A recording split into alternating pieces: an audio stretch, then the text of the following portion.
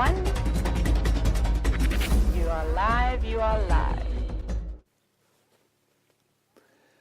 Good morning everyone, and welcome to your dawn safari from what is a clear moon but a very ominous grey sky coming in from the southeast. You're here in the northeast corner of magnificent South Africa, possibly the world's most beautiful country as voted for by South Africans. We're in the iconic Kruger National Park, which is 2.2 million hectares, just over 5 million acres of untrammeled wildlife wilderness wonderland. That's a lot of W's for this early in the morning. Also, off into Mozambique and north into Zimbabwe, part of the Greater Limpopo Transfrontier Park.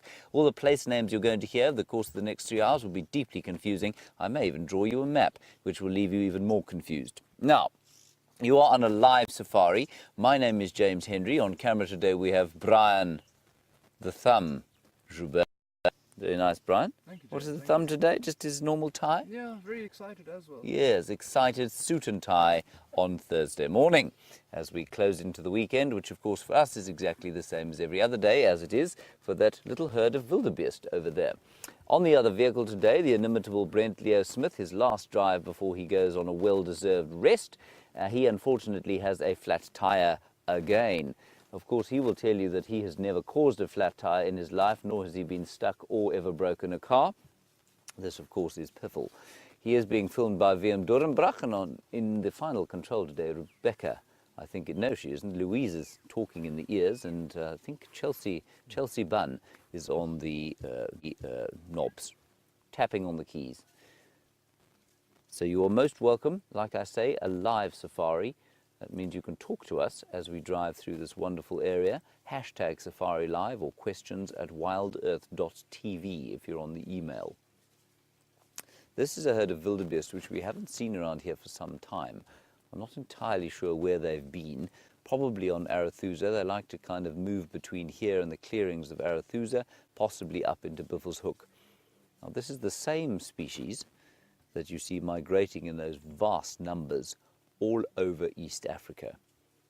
It's a different subspecies, but the same species. Now I'm going to be very quiet because Brian's friends are calling from just over the backs of those wildebeest.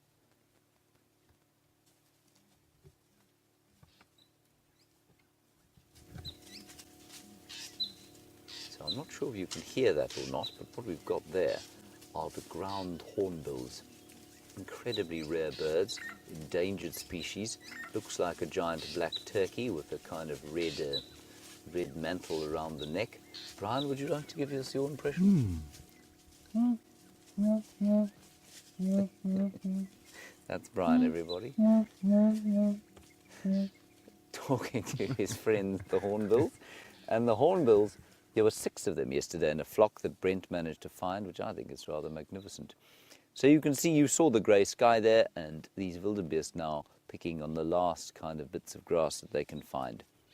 For the grazers and the browsers, but especially the grazers after our very poor rainy season, they're going to have a bit of a tough time as we go into the really business end of the dry season. So I'm sure, as many of you will know, this is very much a summer rainfall area when it rains. We had hardly any rain this year at all. And these kind of clouds are a bit like, as I've said, in some of the South African politicians, they promise much, deliver almost nothing. I guess that's politicians the world over. But they look like they're going to rain on us, and it would be highly unlikely that we get any winter rain. But I'm saying that, of course, just because I don't want to get wet and tempting fate to prove me wrong.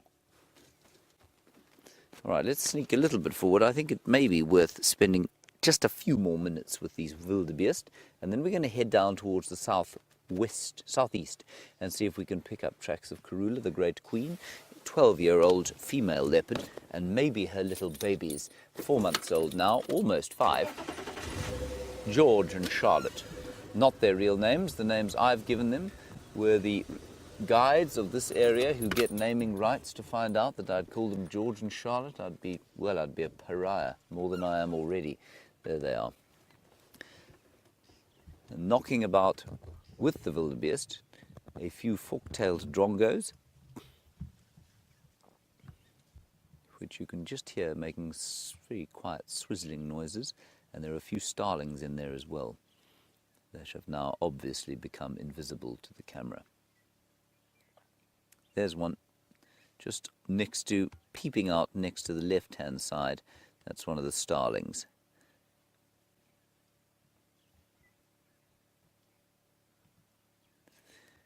Hello, James Richard. Good morning to you. You want to know if buffalo and other antelope are susceptible to diseases which might affect the development of their horns.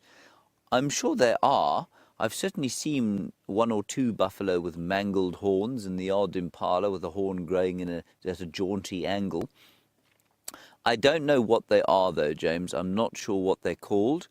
And, any ideas you could give me would be wonderful, but I'm really not sure what diseases would cause that.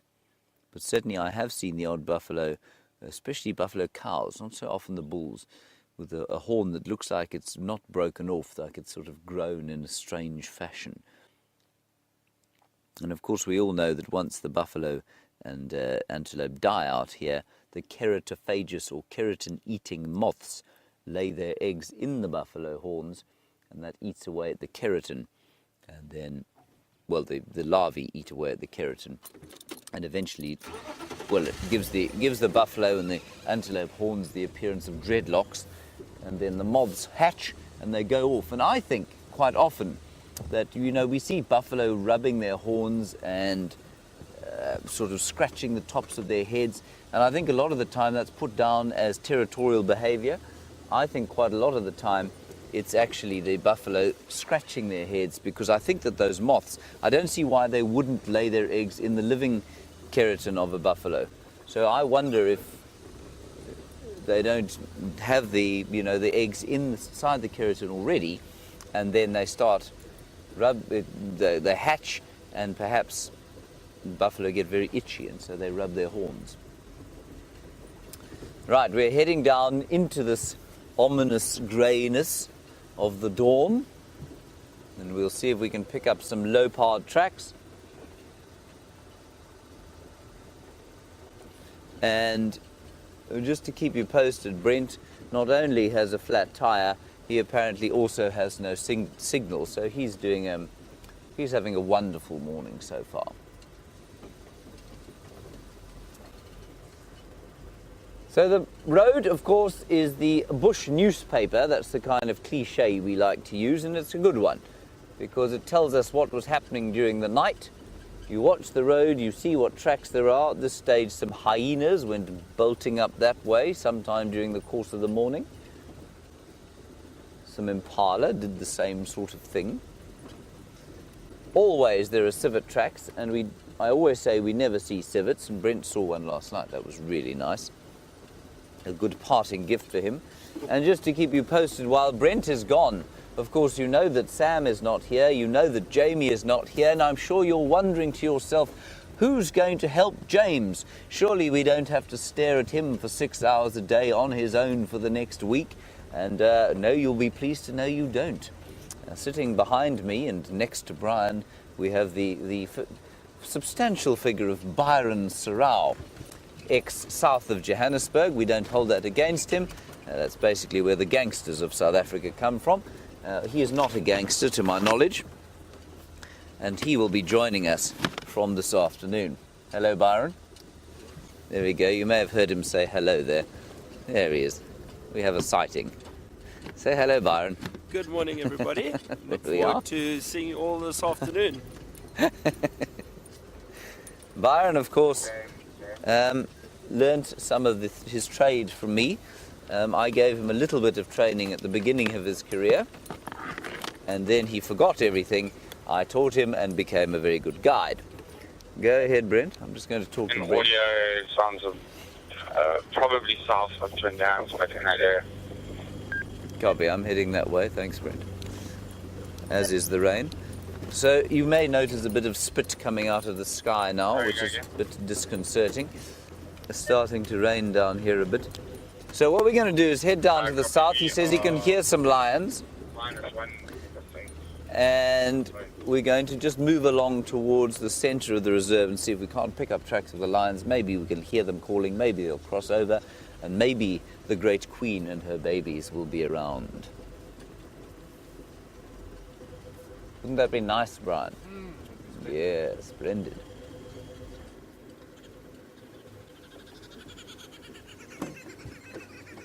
I think there might be a nest in that dead tree for those green wood hoopus.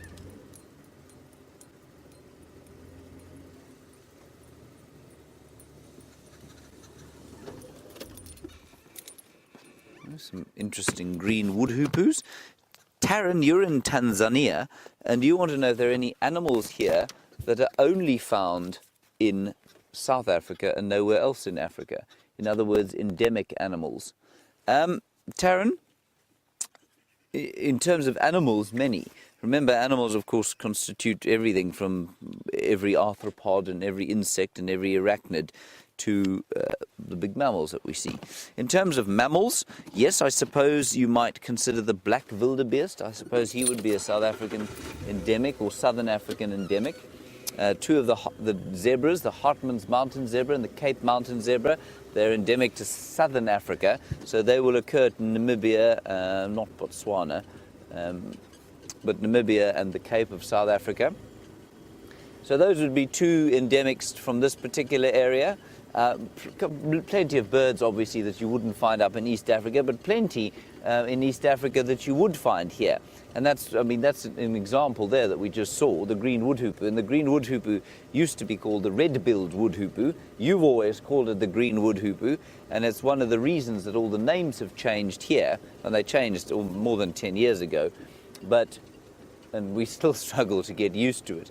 But because the same bird often occurs in East Africa, the names have now been kind of, what's the word I'm looking for here? Searching my memory banks for.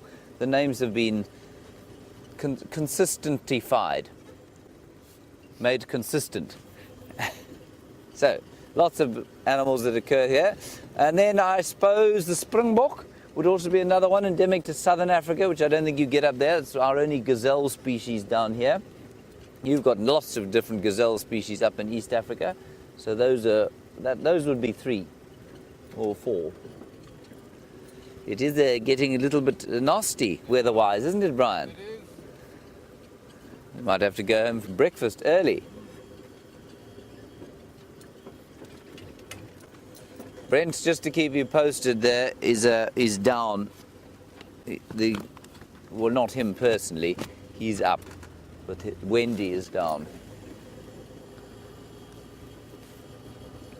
Brian, I didn't bring my rain jacket because it's winter and it never rains here in winter. No. How many jackets today? Just 3. Just the 3. Well, you might be able to stave off the rain with those 3 jackets.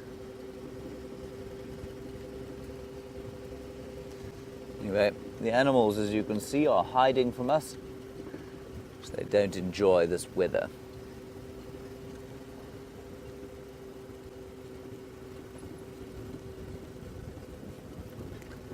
Hello, Zoe. You say, have I ever noticed that the skulls of ruminants don't have upper incisors? And apparently Aristotle made that discovery.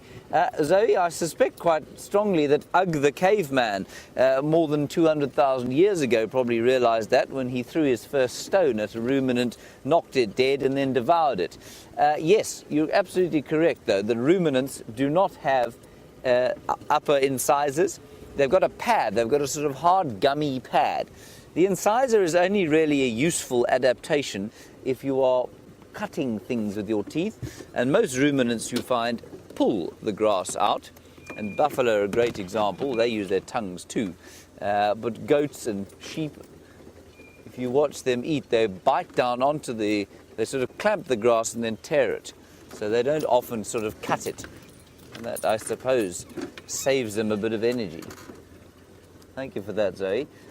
Noticeable exception, of course, well, not a ruminant, but definitely a herbivore, would be a horse or a zebra. They've definitely got both upper and lower incisors, and if you've ever been bitten by a horse, you'll know all about it. It's an extremely unpleasant experience. Brian, why haven't you asked me? James, have you ever been bitten by a horse? Have you ever been bitten by a horse? I have been bitten by a horse, yes, yeah. Brian. It was very, very sore. Oh, no. Yes. I was a small boy. In fact, I've been bitten a few times.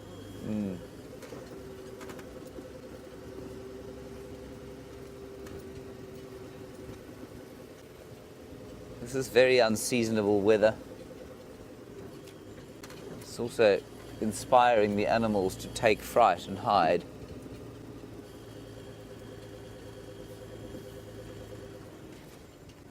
Justin, you want to know what the terminal velocity of a raindrop is?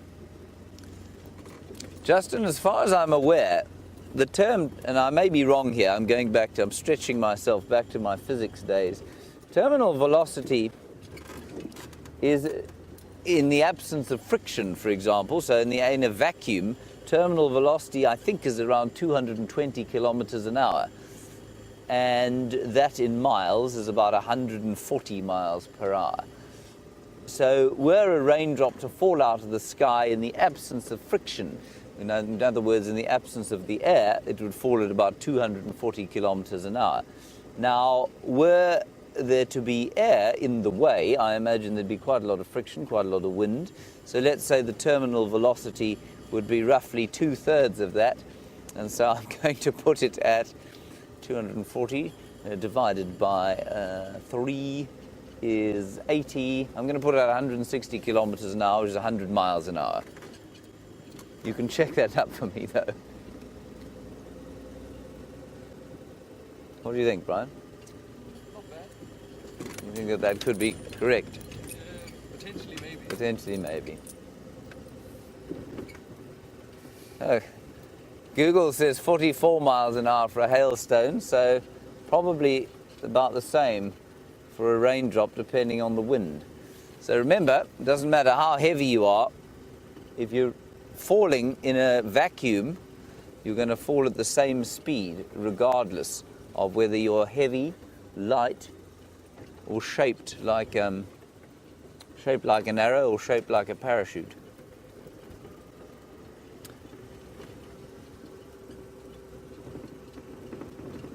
Right, we're on the southern boundary, everyone, to the right-hand side of the road, a property called Little Gowrie. To the front of us, a minibus van, how very exciting to see. And to the left of us, Juma.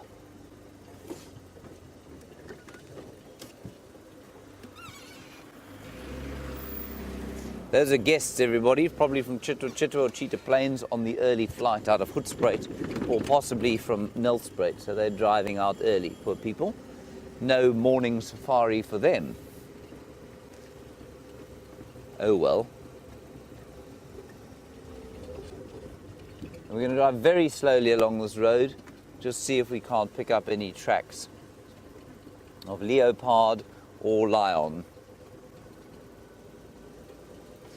I'm just going to fix my earpiece, because if it doesn't rectify itself, I'm going to lose my temper with it, and that's going to be very unpleasant for everybody.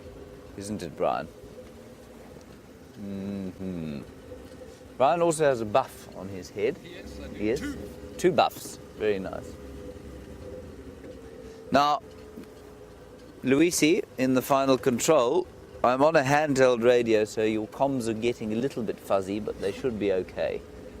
Brent is still down, everybody. He's probably having his 4th cup of coffee,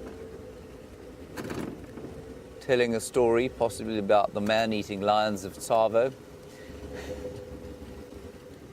When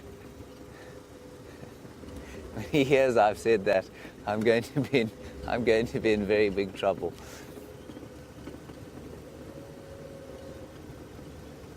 Now, Brent said he thought he heard some lions calling from here when he was fixing his tire and braking Wendy's signal.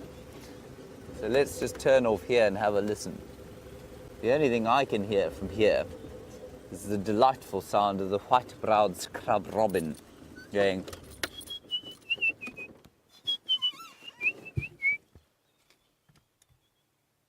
I do not hear the throaty roar of a lion. Good morning, officer. Oh, I do also hear Abel from Biffle's Hook on the radio. Need to? Wipe the lens. Wipe the lens. You do what you have to do, Brian. The people will understand.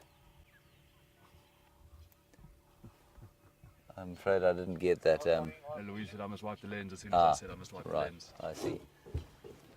Okay, no sound of lions here. We're just going to give Brian a brief opportunity to quickly wipe the lens so that you will not feel like you have a migrainous headache coming on. You don't. It's just a bit of precipitation on the lens. The francolins are calling. You can hear them in the drainage line. Their calls echoing through the trees. That's all right. Yes, that should be okay, Brian. Should be all right. Right, on we go.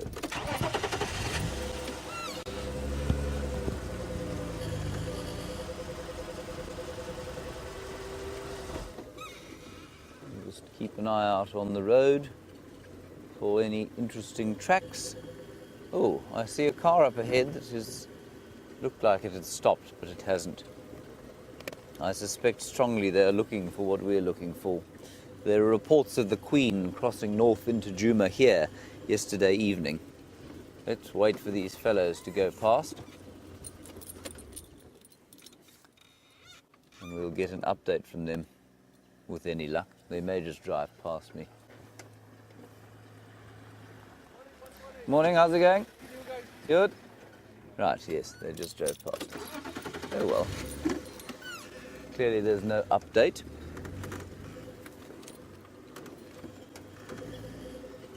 That's from Nkoro, everyone.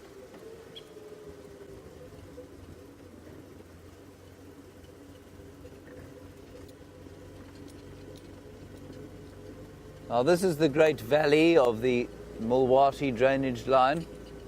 Raging torrent that it is. And this is where Karula has been centering a lot of her activities while she's had her little babies.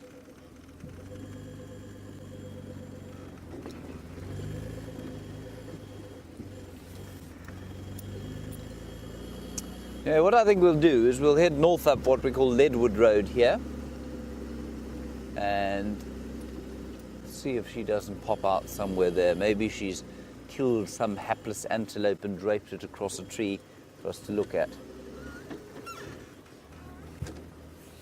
Apparently she came north across here last night. I find that a little odd, I have to tell you, because it's a long way from where she was supposedly seen only half an hour before. So I'm not really sure what's going on that front. Has been a little bit of rain, quite a lot of wind during the night, so it's going to be difficult to pick the tracks up.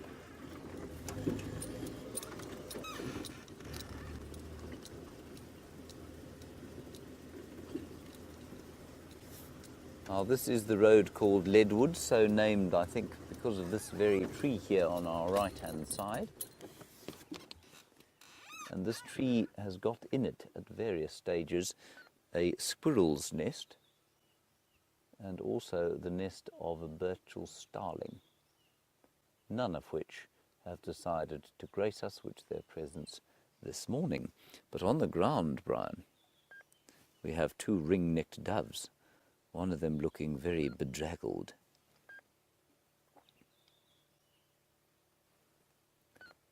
Now that is an iconic bird of the African wilderness. It makes the most lovely sound.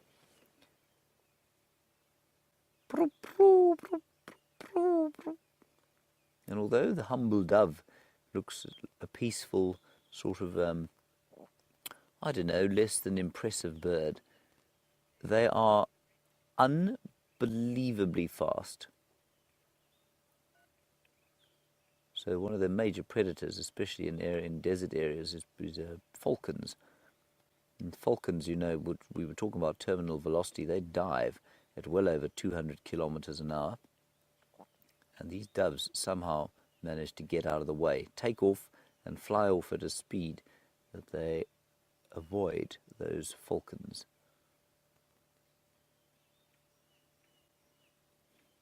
Let us take a moment to appreciate the humble ring-necked dove. James. Go ahead. Brent is hailing me on the radio. What was your route? I did Weaver's Nest, Gari, Main. I'm now in Leadwood. I copy. I'm unable to the gate. Now that preening activity there, you can see the one behind is fastidiously putting his beak behind, or his or her beak behind the wing. There is a gland, an oil gland. There are a few oil glands around the bird's body, and one of them is behind the wing there. And they use that oil gland, of course, for this preening, endless preening that must take place. Now remember, the feathers of a bird are not like your hair. They're not, once they're fully grown, the blood and nerve supply gets cut off, which means they're dead, which means that they cannot kind of self-heal, if you like. So if they get misshapen, the bird really has to be very fastidious about keeping the barbs in line. Otherwise, of course, as you know, with aeroplane maintenance, if you neglect aeroplane maintenance, you find your aeroplane plummeting out of the sky, and that doesn't end well. Same with a dove and any bird. Right, as this dove wanders around the place, picking up the odd piece of seed, and if it's very lucky, an insect, Brent Leo Smith has managed to fix his car. Let's go and find out what he's going to be doing. Welcome to the Sunrise Safari. Of course, as James has just introduced, I am Brent, and on camera with me today is VM. And I cannot take any credit for fixing the car. I sort of dawdle about. It was the technical magnificence of Connor Teagues and Alexander Voss who has fixed the car. But now James is checking down in the south. I'm going to check up to the north. Oh, hello, Sleepy. Oh, dear, what was that noise, VM? Oh, the back door was not closed. Oh, someone's calling me. Morning, Abel. And we got some buffalo bulls here.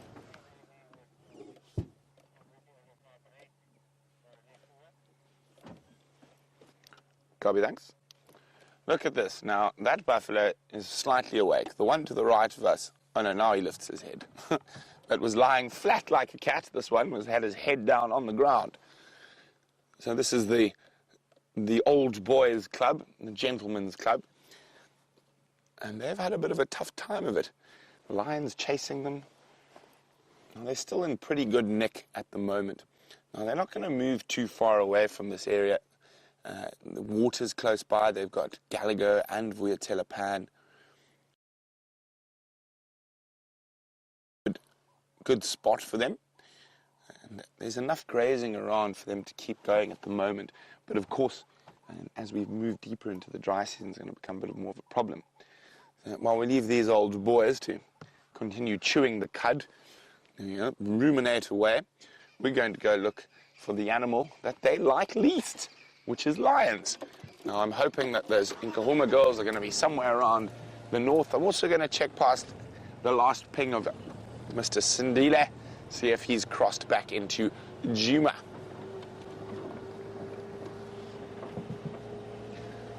Now, wasn't it fantastic? We had such a wonderful civet sighting on the Sunset Safari last night, and I'm hoping that we're going to have some fantastic big cats today. They seem to come out on my last drive before I head on leave, so hopefully today will be no different.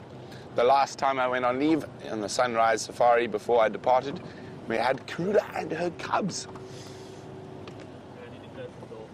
Oh, VM needs to jump off the vehicle. I just want to move a little bit further from the buffalo. Here we go. We're having some door issues. So the back door that protects all our equipment. There we go. You're going to hear a bang shortly, I think. There we go. A bit of... No. We might have to cable tie it. You can hear VM. Ah. Now, of course, a lot of this stuff is just due to the amount of dust we have. Dust gets into the locking mechanisms and works its way through in the grease, and that's not working too well. We're done? No? It was a success. It was a success. VM has had success, so we'll continue on.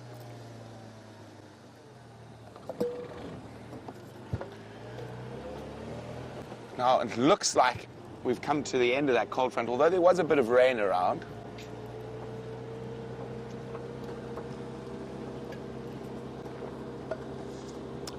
Hi, Ruth. Lovely to have you on the drive, Ruth. And Ruth is actually asking about something I'm very, very keen on. So, Ruth says, besides pottery, what other historical artifacts are found in South Africa? Well, Ruth, some of the oldest evidence of our ancestors. So there's a bit of a debate that's been going on for quite a while between East Africa and Southern Africa to where the original origin of man is. So I think at the moment the oldest hominin fossils are from East Africa, but the South African paleoanthropologists are quite sure that they're going to find older here. Now, of course, very recently there's been some incredible discoveries made just outside Johannesburg by Professor Lee Berger's team, and actually Professor Lee Berger was named National Geographic Explorer of the Year this year. And we'll chat a little bit more about those hominin fossils and that, because James has got an animal with a heartbeat.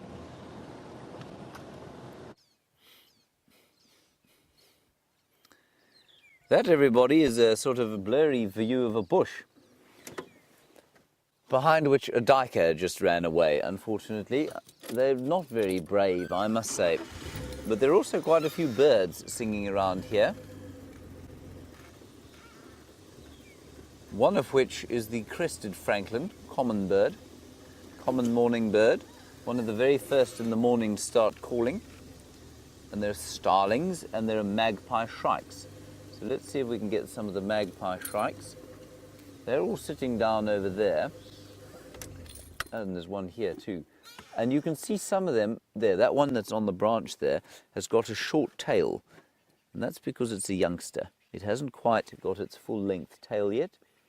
And its call is very much that of an immature bird. There's the sound of the golden-tailed woodpecker. You can hear some Cape glossy starlings flying past, going, Cape glossy starling? Remember that, Brian? At least Byron. And then there's a Birchall starling sitting on the ground. There we are. Can you hear that swizzling? That's a Cape glossy starling, which is distinct from the Birchalls in that it is smaller and has a red or orange eye. Not red, orange.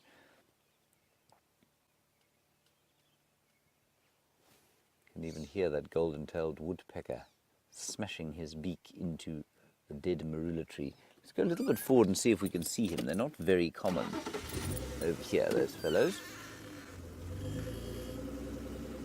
Many of you will not have him on your bird lists yet.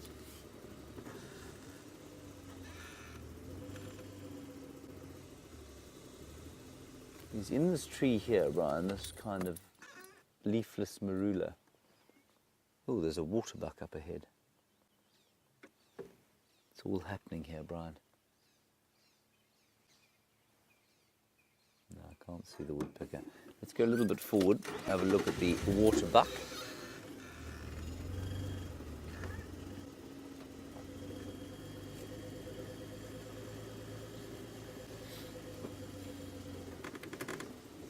There it is, Brian, very daintily picking her way through the bushes. And again, you can see how I think most of the animals here are adapted colour-wise for this time of year. Here comes another one. It's a great teeming herd migrating across the road, Brian. Majestic.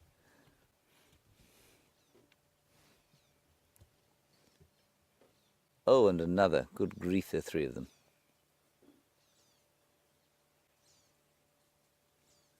But can you see how beautifully camouflaged they are, I think, for this time of the year, especially as they walk past the branches of that tree? Much less so when everything's green.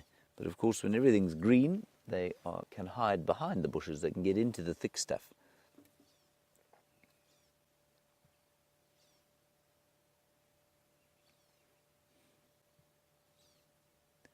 That's marvellous.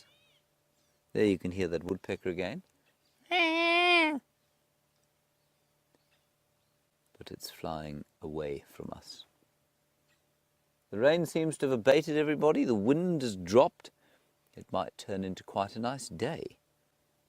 Not sure what the weather prediction is. It was 14 degrees apparently when we left camp.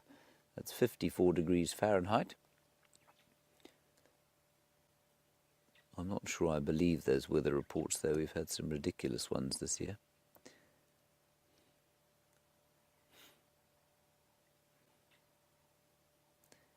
This is why when people tell me there's a 70% chance that there'll be flooding this year, I say to them, you may as well be betting on a roulette wheel. If we cannot even successfully tell us what the temperature is going to be in one area at one time or tomorrow, how on earth can we predict regional weather over the course of months?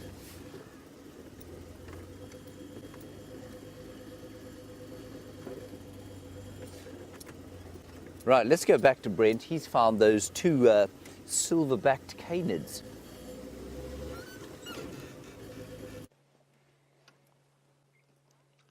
Definitely one of my favourite little critters out here in the African bush, the side-striped jackal. And this is the pair that's been, or sort of set up shop along the seep line from Impala Plains all the way through to Sydney's Waterhole.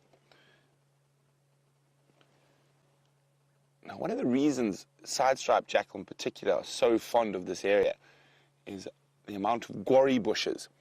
And some of them are still in fruit, very late fruiting this year, so they take advantage of that. So they are very much omnivores, and in certain parts of Africa, even 60% of their diet is made up of fruit rather than meat. Look at that. I had a busy night foraging. Now it's time to call into a warm little ball.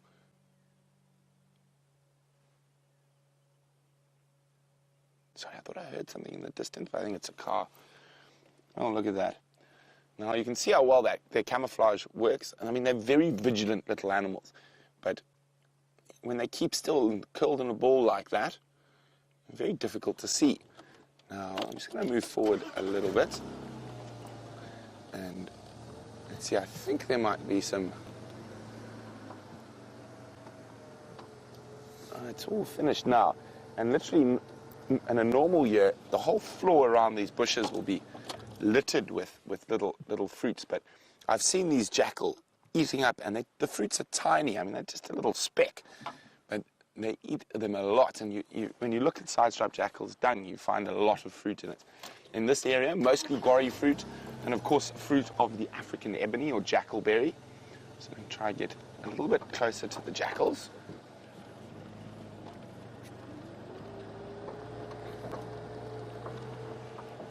There we go. Hello, little one.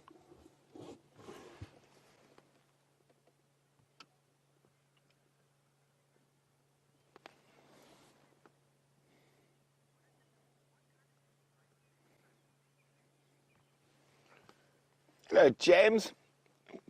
James would like to know, if this pair of jackal decide to stick around, do they have a specific denning season or breeding season?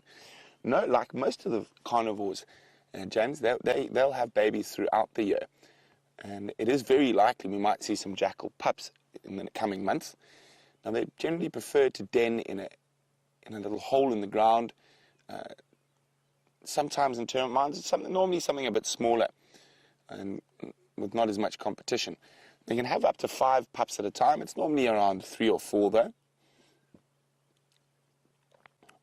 And those little guys will stay with adults till just under a year old before they move on to find their own territories. And they'll defend their territory quite vigorously from other jackals. Now, one of the nice thing about having the jackals around on a more permanent basis is we've got another alarm system. So they are very, very vocal when they spot a predator. Side-striped jackals are quite silent. They don't call a lot unless they spot a predator, and they meow, meow, meow when they see a lion or a leopard. So it's always a very good one to listen for in the bush. And they're very, very accurate. They don't alarm at nothing. If they start alarm calling, there's something there. Now, strangely enough, the strangest jackal alarm call I've ever heard, I was convinced there was a leopard around, but it wasn't. There was actually a python inside the den eating a pair of jackal's pups, and we heard them alarm calling.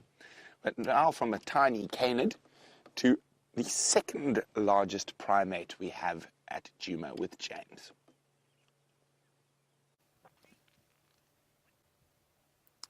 There's a monkey, everybody. It's silhouetted a bit in the eastern sun, but I think I can't see any others, which I think is quite odd, because they do occur in troops, of course. Maybe the rest of the troop is foraging on the ground below, and this is the sentinel sent out to look what's going on. I was rather hoping it would start shouting because it had seen a predator, but it hasn't started shouting.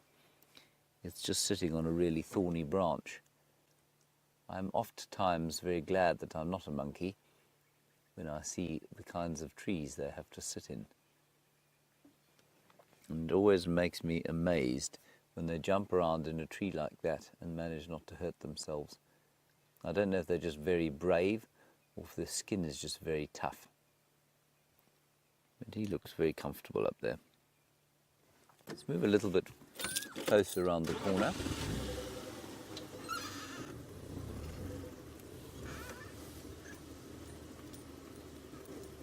Now we only get two monkey species here, the Samango and this one, the vervet, not velvet, vervet monkey. It's a slightly better view of him.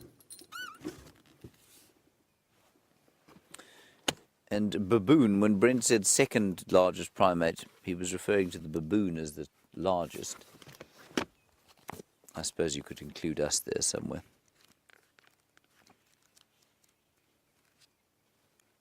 And there are actually many, many different kinds of monkeys in Africa, and I'm always surprised that we only get two of them out here.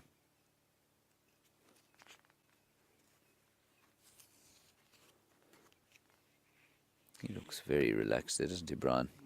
Not a care in the world. No. Looks a little bit glum. He does look a bit glum, but I suppose that's the weather. Not used to it, you know. So I'll just give you an idea of how many primates there are in Africa. If you look here, there's the game drive radio. Let me just try and turn that down. Look at this. So here is a field guide of mammals. It's interestingly got the humans and apes on the same thing. It doesn't actually have a human. But there they are. The gorillas, the chimpanzees. Look at all of these monkeys, none of which we find here. They're all found normally sort of around the forested areas of the Congo Basin in Central Africa. Lots and lots and lots and lots, all of those. That whole section is just monkeys and primates found around Africa, which I think is fantastic. I just wish we had a few more of them here. That's not to cast any aspersions on you, my friend. Let's leave him there to his rather glum depression. He can contemplate life on his own, and let's move on.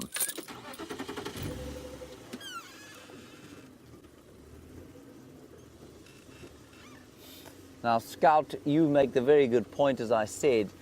You said you thought that monkeys hung around in troops. They do, almost all the time. So why that one's alone, I don't know. Like I'm saying, his troop could be foraging on the ground, and he could just be there as the sentinel, sort of looking around as a security detail. Could be that he's a young male and he was thrown out of the troop by bigger males. That's possible. And we'll just give you a view now out over the west, to the west there, where you can see the sort of sky hanging low over the golden green of the tops of the trees.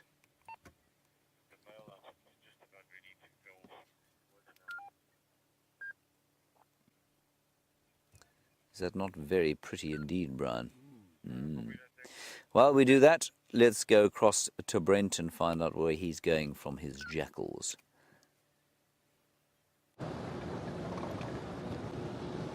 We're on the northern boundary and we're heading east. Now, I've just got a report that there's a male lion and 3 females inside Buffalo's Hook to the north of us. So I'm not sure which lions they are. I'll wait till someone gives us another update. But if it is the Nkuhumas, that means there's 2 lionesses missing. We know the one is denning in Torchwood. So we are convinced that that other female is denning somewhere in this area. It could be on Djuma, it could be on Boffel's Hook, but there's a lot of little river systems here that would make ideal den sites for that lioness. So if we have a look to the left here, you can see now we're up on the crest. So as we go down, you'll see how the bush changes as we head towards the bottom of the... There we go. You can see there's one of the little river systems. And you'll notice how the bush gets much, much thicker there. And also they've got little ravines and little caves around those river systems that make ideal den sites for both lion and leopard. So let's have a look carefully for tracks around here.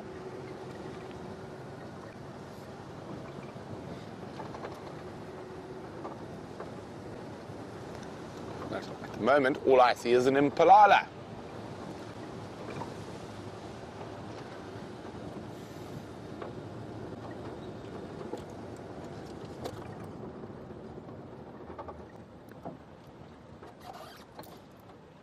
There we go.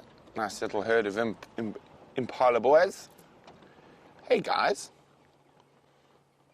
Careful, there's a lion around here somewhere, we think.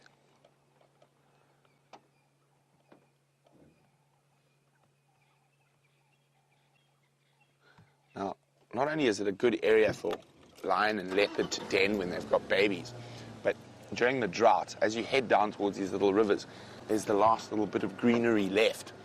And we'll show you now, there's even some green grass. So, of course, there's the water table all flows down towards these little rivers. So, if you have a look here, you can see there's still some greenery around. And it's going to attract a lot of the herbivores as well. Okay, let's keep heading east. Now, Ruth was asking about South African artifacts, and we were chatting about Professor Lee Berger, who's just won the Nat Geo Explorer of the Year. For his team discovered possibly the first signs of a communal burial and a new species of hominin that's been named Homo naledi. Naledi actually means star. And very, very interesting stuff happening in that sphere. But literally, Southern Africa is littered with artifacts. And one of my hobbies is to look for these things. So those pottery pieces James had in the tent, actually I found some of them and my dad found the rest. Where we live, about 70 kilometers to the northwest of here. Hello, hello. Now, I'm pretty sure this is young Cinderlai. These tracks, this is where he's been hanging about. We've been checking the boundary here. There we go, and these look like nice fresh tracks during the little bit of drizzle we had earlier this morning. So hopefully he's very close by.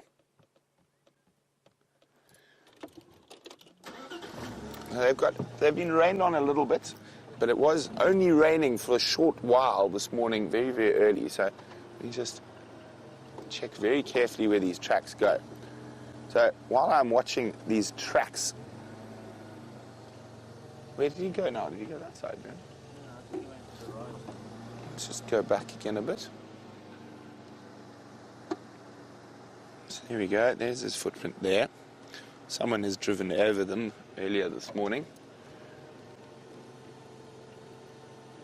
He's coming here. I think he's just been driven over. We're going to check a bit further. So, as I was saying about all the artifacts we get, and stone tools, hand axes, late Stone Age cutting tools, there's literally hundreds of things. Now, generally when you're looking for stone tools and that, it's better to look closer to the major rivers. Ah, he's still here. Now, also wherever there's a bit of erosion, and so at the base of erosion section, because a lot of that stuff might be washed down. Let's just check carefully. Is that him or a hyena? That's him walking straight down the middle of the road. He's actually walking right there at the moment.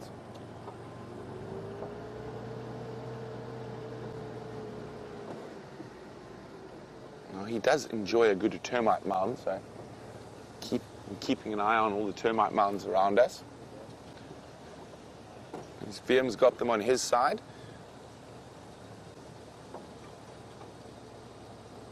As I said, these tracks are really nice and fresh, so he could be right here. You still got tracks, VM? Okay, I don't have tracks this side as well. Let's have a look in the middle.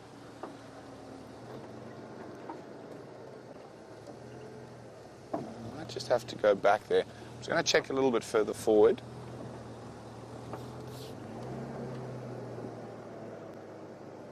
Ideally, what we want these tracks to suddenly come out, but on top of the rain.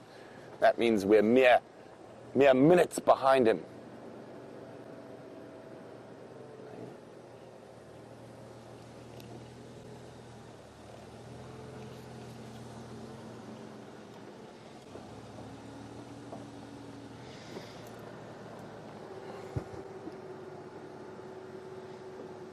What's that in the middle there, VM? I think those are his tracks again. No, those are hyena tracks. What's this there? Those are all hyena tracks, hyena tracks. Hyena tracks.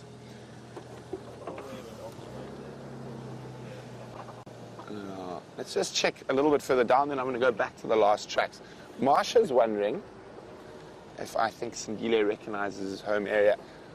To a degree, I would say so, Marsha.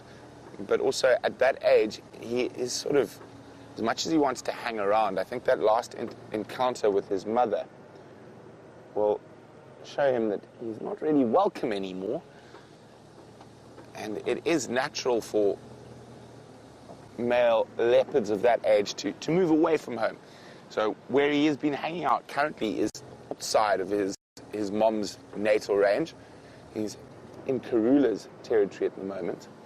Okay, so VM and I are going to go back to where we had the last tracks, and while we do that and try to figure out which way young Sindile went, let's see what James is up to.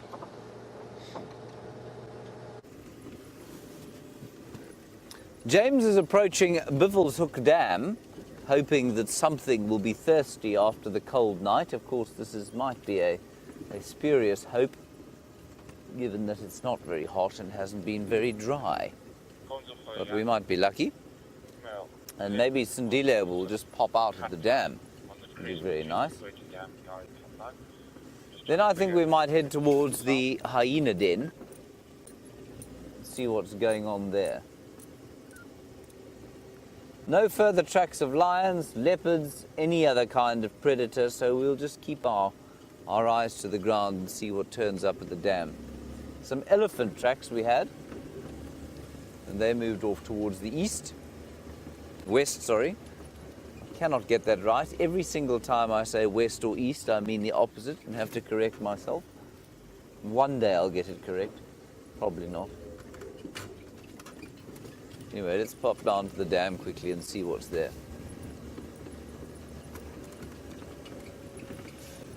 Very autumnal, very wintry smell now we're getting. A little bit of moisture on all of the dry leaf litter that you can see around here. It's a really nice smell. It's a sort of a bush potpourri, if you like. Slightly scented, bit of dust, bit of petrichor. That very nice scent of, I think it's probably the tannins in the leaf slowly kind of subliming or going up into the air.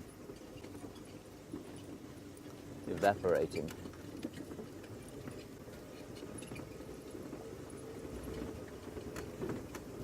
Right, we are now approaching the water. Next coming. So there are some lions on Buffelshoek, as I think Brent probably told you. Well, we don't know where the Nkuhumas are at this stage. We think that's the Torchwood Pride that's up on Buffelshoek. So the Nkuhumas could well be around here. Their tracks have not come out again after we saw them going into this block to the west of Buffelshoek Dam.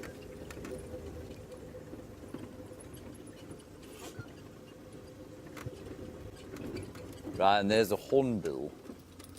Just given the lack of huge predators give credit to the humble yellow-billed hornbill. Eating termites, probably, or ants. Can't see on the ground there. It always amazes me how accurate they are with that bill, which does have feeling in it. And if you ever, I know this sounds ridiculous, but if you were to tie something that length to the front of your face and then try and accurately place the point of it onto something the size of a termite or an ant, I promise you, you wouldn't be able to do it. I think the coordination involved is quite stunning.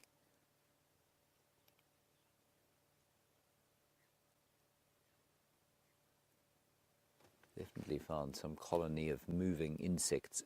I'd love to get out and look, but I'm not going to. I'm going to let him carry on eating. If he flies off, we'll have a look.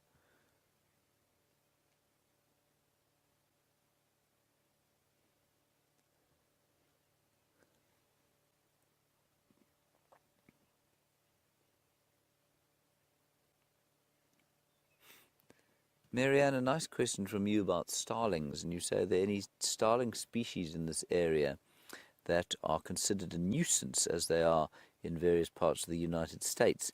Well, I think that the starling that you find irritating there in the US is in fact a European starling, so it's exotic. I've seen them in New York. There's definitely an ant nest there. That's wonderful to see. And Marianne, we get them in South Africa, not particularly, not in this area. They have become a nuisance in some areas.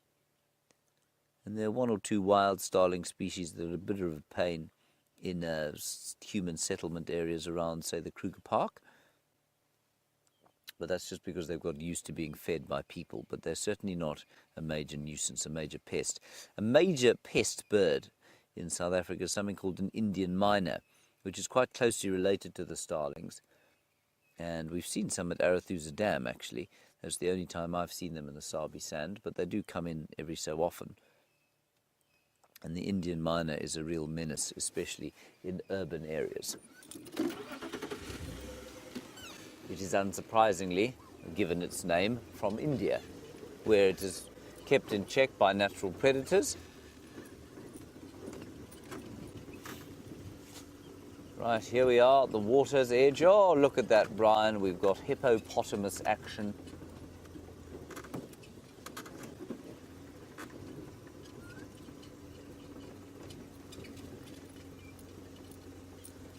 Now, let's have a look at these hippos, and then I will consider Dina's question. Dina, you say, does the length of the bird's tail affect its balance, or does it sort of counterbalance the beak? No, I don't think so. I think that tail is purely for... I'm just trying to think about that. You know, it's so light. I think it's probably almost negligible weight. It's largely used for flying. Now, this is not ideal hippo habitat. You can see the water is starting to dry out here. And these are probably two young hippos. There's certainly one young one. Maybe another, maybe a cow. But possibly two young males who've been tossed out of a bigger pod in some more permanent water. Let's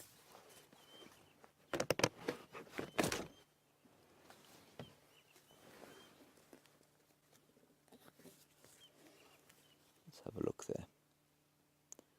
It's quite a peaceful little scene. But those hippos are really in the mud there. But they're very, one of them is blowing bubbles. Can you see that, Brian? The one closest to us is blowing bubbles out the right-hand side of his mouth. Obviously he stopped, as I said it.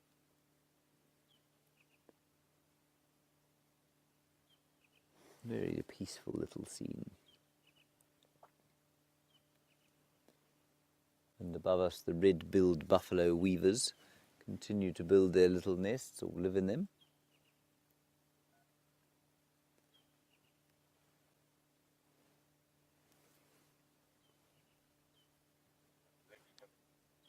But otherwise, a fairly predator-free zone.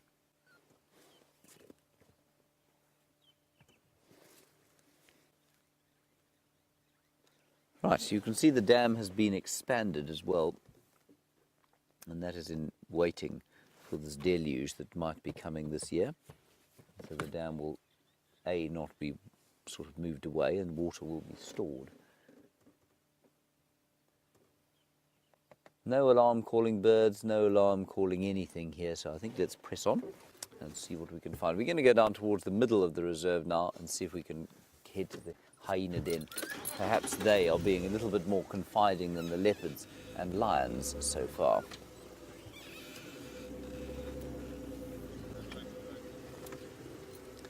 So let's go across to Brent and get an update on his tracking of Sindile. It'd be marvellous to see him again.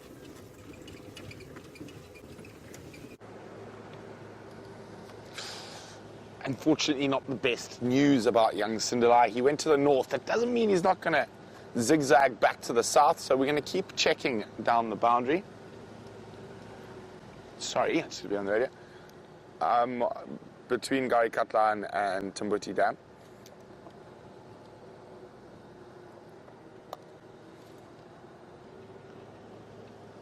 Oh, hello. Well, good thing I didn't wonder about too much.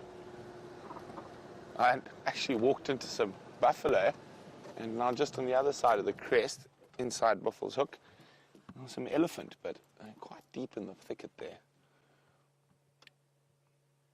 Hello, madam.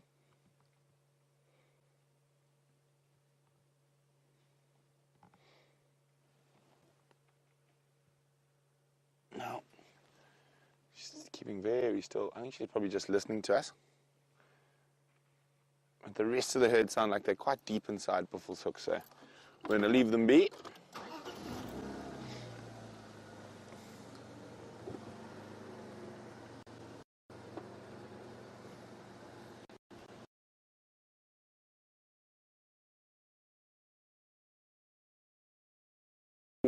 Do elephants ever lie down when they sleep?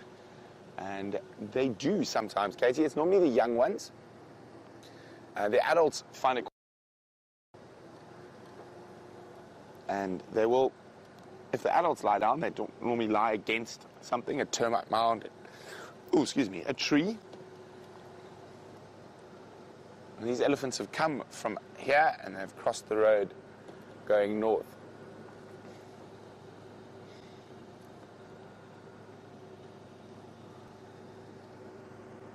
Okay, let's have a look. Yeah. Shambiv Love inside Buffalo's Hook on the crest between Timbuti Dam and Garikatlan. Okay, so I'm just trying to make sure that young Sindile, and if you're not sure who Sindile is a young male leopard whose tracks we were following there, but his tracks went north, hasn't sort of zigzagged back to the south.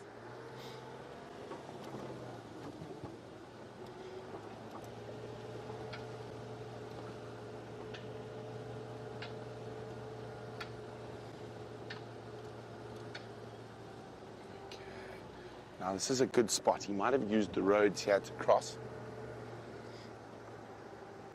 Now, a lot of the roads are built on old animal paths. That's why we find tracks on them so regularly. Well, not this one. This is the boundary between two properties. That's why it's so straight. So here we go. This is where we want to check very carefully.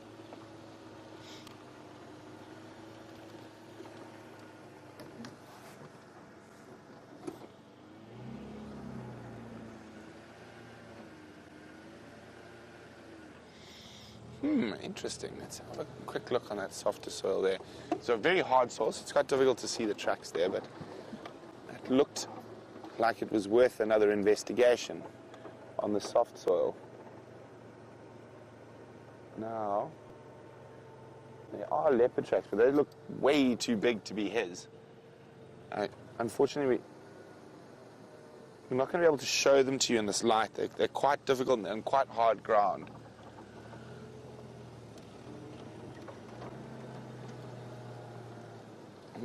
Okay, now they're heading straight.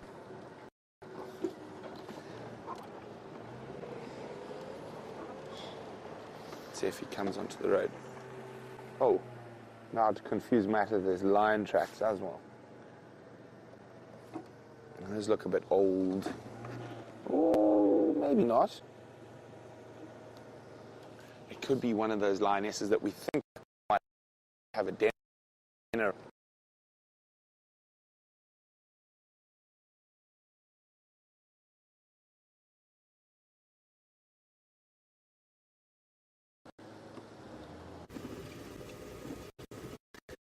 Wendy needs a good beating as far as I'm concerned, a thorough beating, and if that doesn't work, we'll probably give Connor a thorough beating and see if that doesn't fix the signal problem on Wendy.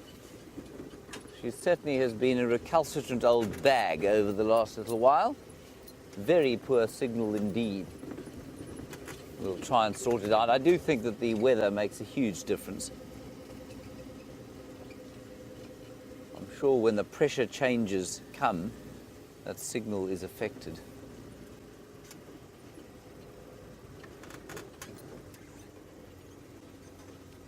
I have found no tracks of any large predatory animals. We're now in the valley of the Great Mulwati. Buffalo tracks, everyone. Do you think we'll see a buffalo, Brian? Maybe. That would be something. Will be something. We did see a hippo. Oh, and there's a crombeck flying in there. Oh, some chagras. It's all happening here, everybody. There's a bird party.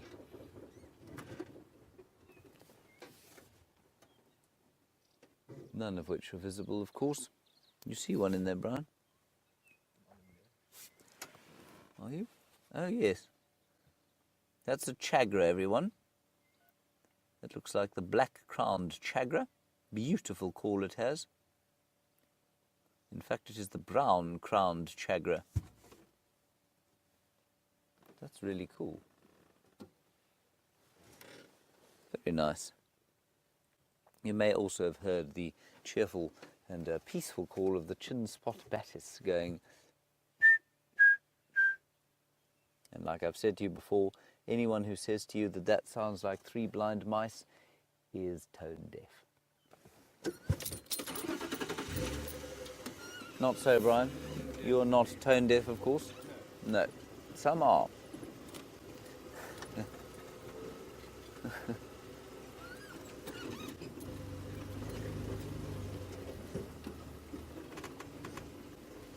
Jim Butler, you want to know if we get the southern ground hornbill in our area? Yes, we absolutely do, Jim Butler. We had southern ground hornbills calling this morning. Brent saw 6 of them yesterday, which is an unusually large flock. But we absolutely get them here. They were making their call this morning, Brian. Yes, hornbill, please.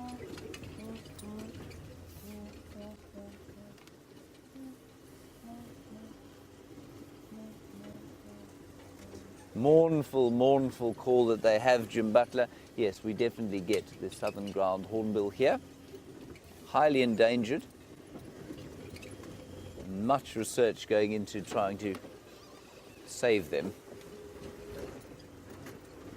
We think that one of the reasons they're so endangered, well, one of the theories is, and I'm beginning to give less and less credence to it, is that the lack of large trees is means that there are just simply not enough nesting sites. So it's a huge turkey-like bird which lives in a tree hole, a cavity in a tree.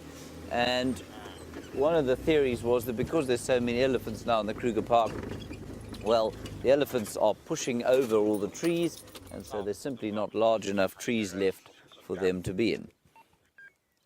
And I don't really subscribe to that. I think they've lived in the presence of elephants for many, many millennia. That is not a southern ground hornbill. That is a kudu.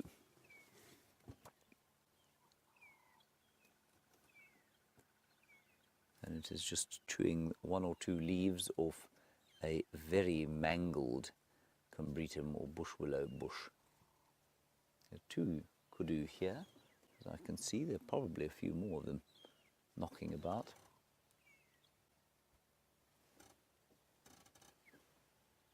They're most elegant.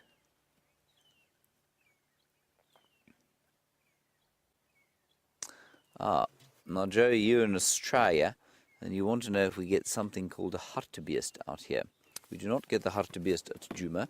It can be found, the red hartebeest can be found in the Kruger Park. It's not common, but it can be found here.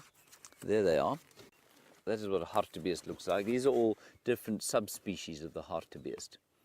And the one that you find out here is, it's interesting, I didn't realize there were so many of them. It is this one here, that fellow there. I'm not convinced of these drawings, Brian. They look a little bit like I did them. Almost as good as your maps. Almost as good as my maps, yes. Anyway, that's the hartebeest. It is supposed to be found in the Kruger Park, but like the tsessebe and like the sable and the roan and the eland, they've all been adversely affected by the provision of artificial water. And I think you'll find, going back to the ground hornbills, Jim, that the provision of artificial water has concentrated elephants in certain areas, which may well have affected the larger trees and therefore inadvertently affected the ground hornbills. And this is a classic example. I mean, I'm not saying that that is the case, but it's certainly possible. And it's a classic example of a human intervention, making an intervention, thinking, not understanding all of the variables, thinking that something is going to help the animals and having all sorts of unintended indirect consequences.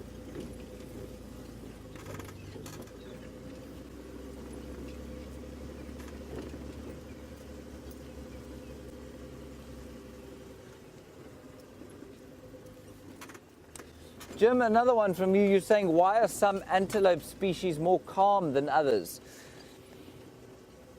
Jim, I'm not sure that they are. I suppose the really little ones, the steenbok and the duiker, are much less calm, simply because I guess they're that much more vulnerable as being so small. Okay, here's a sort of biological answer. I think that a steenbok and a duiker, once it knows it's been spotted, because its defense is staying hidden, it's going to run. Whereas an impala has a very obvious flight or fight distance or flight distance. You know, and if you go within that distance, it's going to run away. But it knows that you've seen it, and it knows that the predators can see it. And so if you're within that flight distance, it's going to run. If you're outside of the flight distance, it won't. So their defense is vigilance and seeing predators around them and then maintaining the flight distance, whereas the defense for the smaller antelope, like the duiker and the steenbok, is to hide, and once they think they've been seen, well, they go. So that would be my answer, Jim. Right, let's go and get an update from Brent, who seems to have found a lot of tracks around the place.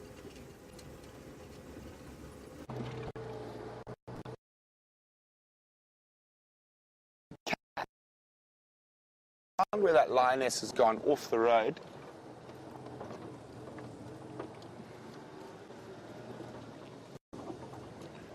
We found where that lioness has gone off the road, and she's gone into this river system here between Hyena Road and Buffelshoek Dam. There's a strong possibility she's got cubs around here somewhere, but I'm not going to go walk right in there just yet. Just want to have a quick look down Hyena Road, see if she possibly pops out down on Central.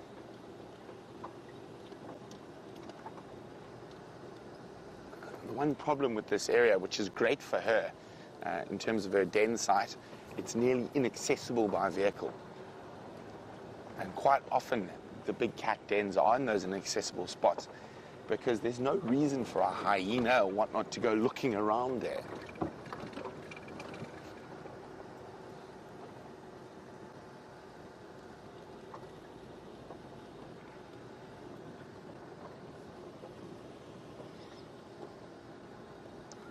Just going very, very carefully. Just want to see that little tawny blur of movement.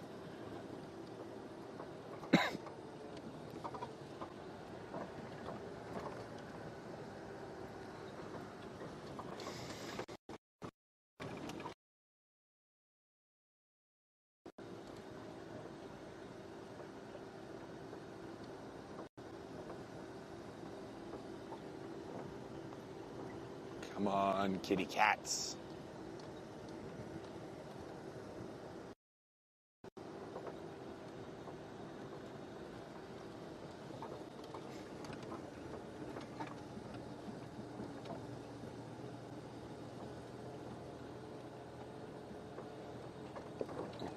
very thankful the wind's not howling today. Don't mind it being a little bit chilly and overcast, but oof, that wind, it's a killer.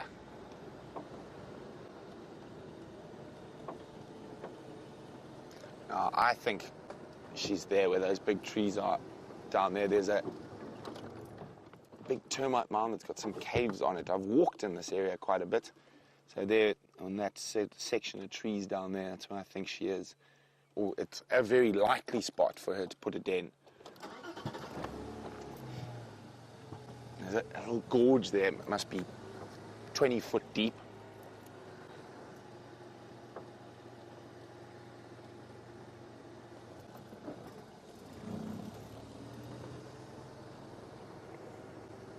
Remember, we are on a live African safari, and if you want to ask me any questions, feel free to do so. Hashtag Safari Live on Twitter, or email questions@wildearth.tv. So I think we've given the north a fair bash this sunrise safari. I'm going to start heading a bit south.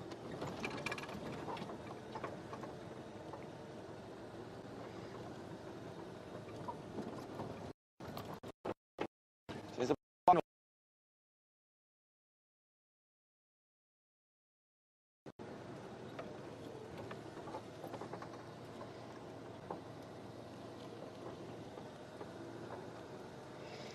It seems like the gremlins live on this road this morning. Apologies for that.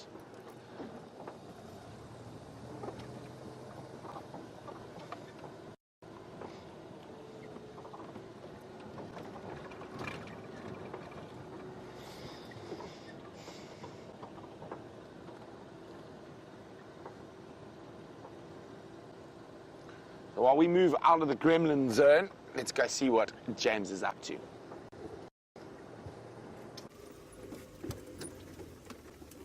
I think at the moment Brent lives in the gremlin zone, everybody. I'm not sure why Wendy's being so nasty. I've just seen Connor. He was driving around now. I beat him severely with a sharp stick. So we'll see if Wendy isn't better by this afternoon. Now, we are very gently moving along this road on our way to the hyena den, which is not far from here. This is Mvubu Road. Now, as I was, we were talking about it just now. Just now, of course, let me just explain that term, which I use quite often. Just now is a South African term that to the rest of the world is utterly nonsensical, but it means a little while back. Or it actually means a little while back, or it means just now, right now. Soon, soonish, just now. I'll do it just now. That means I'll get to it when I can. Anyway, well, I was using it in the past tense there. Just now, we were talking about the different languages that people use in this area, and this road is called Mvubu Road, and an Mvubu is a Zulu word for hippopotamus. There are no Zulus in this area. There have never been any Zulus in this area, and so the use of the term Mvubu in this area is strange. Likewise, when one listens to the radio, there's this game drive speak that people have. And it's developed a kind of life of its own. It's turned into this odd mixture of languages between Shangaan and Zulu, English and Afrikaans. And when I listen to it, I'm a bit of a language snob, I suppose. My insides turn to liquefied mulch. It's like that chalkboard feeling, you know, when you scrape your nails down a chalkboard. That's how I feel when I hear some of the language spoken on the radios here. So I'll give you an example. If you find a pride of lions eating a buffalo, you don't say, I found a pride of lions eating a herd of buffalo, eating a buffalo. You say, I found a shlambi of Ngala poozering the bumba. Now, if I was to translate that directly into English, it would mean I found a herd of lions drinking a kill. No, sorry. Stations, I found a herd of lions drinking kill. Not a or the, drinking kill in the verb to kill. And there are 3 different languages put in there.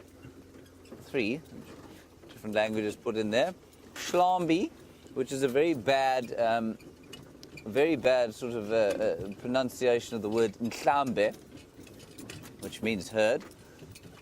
So a herd of lions, not a pride of lions, a herd of them. Ngala, which would be just the singular, though, of the Shangaan word for lions.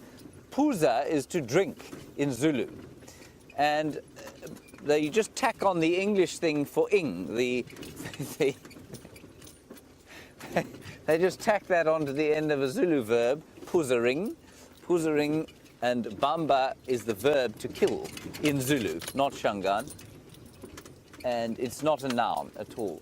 So, Shlambi of Ngala, puzaring a bamba. There is a hyena.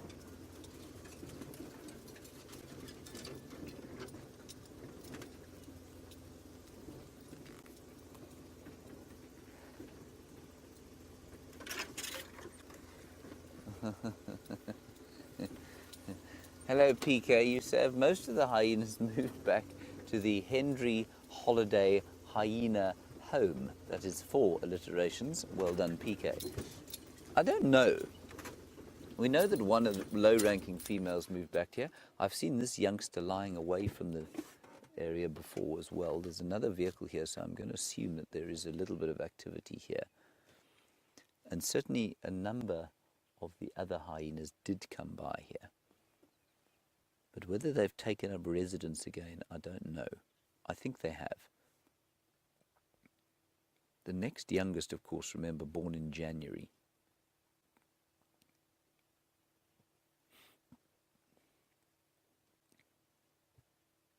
I've been away from them for so long, or they've been away from us for so long that I don't know who that is. But somebody on the Juma Arathusa hyena group will be able to tell you which hyena that is.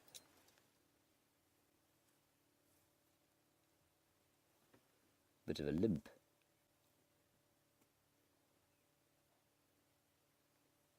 But limps like that will not affect a hyena. I'll get by with them. And as I say that, a Shlambi of Ndlov was just called in on the radio, everyone. That means a herd of elephant in 2 languages.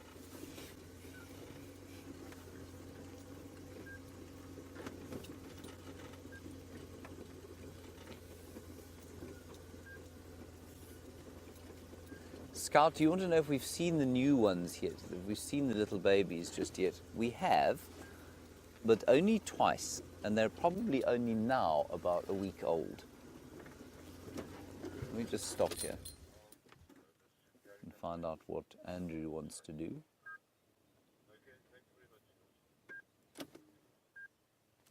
We'll just let him stop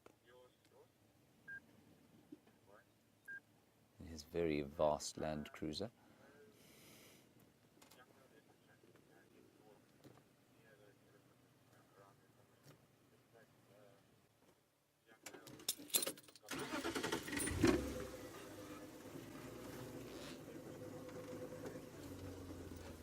So I can see the mother there, Scout, but I don't see the little ones.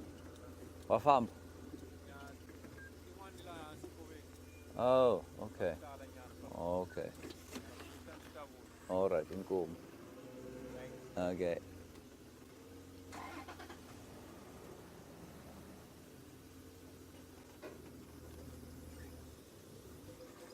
Going to ease our way in here.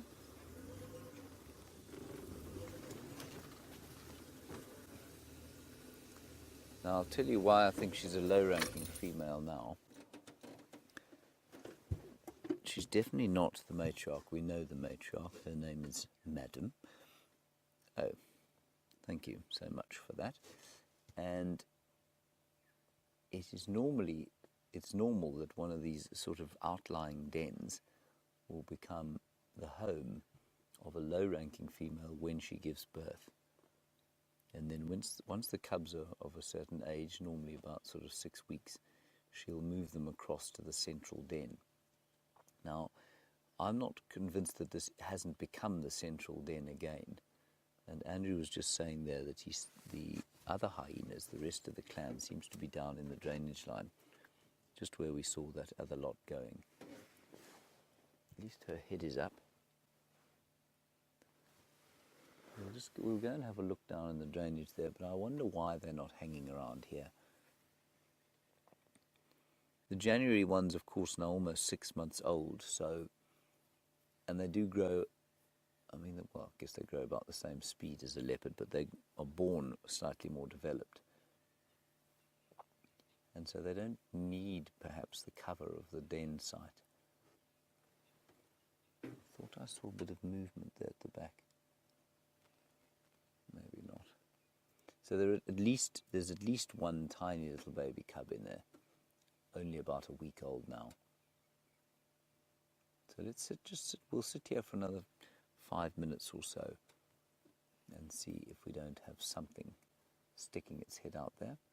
Otherwise we'll press on and see what else we can find. But you can see around here that the little pathways leading around the den site up to it, especially around the holes, have been well used now. So it's definitely more than just this hyena that's been here, and we have seen at least 3 or 4 of the smaller ones around here. But whether the whole clan has moved back here, I'm not so sure. It's a great sighting, that, at least, Brian, of one ear. It is great.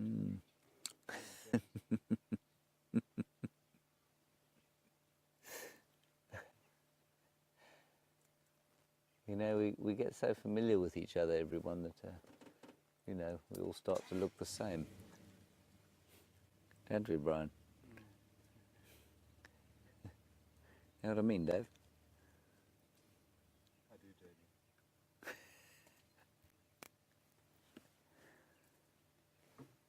I do rather wish she'd call her babies out. That's it. Stick your head in. Get up. Perform. You're on TV. Come on.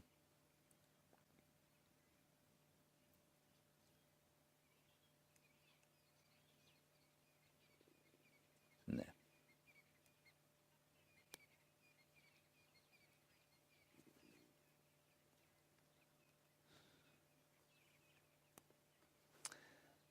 Now, a very, very warm welcome to the Grade 2 classroom at Rodin School for Young Girls in Johannesburg.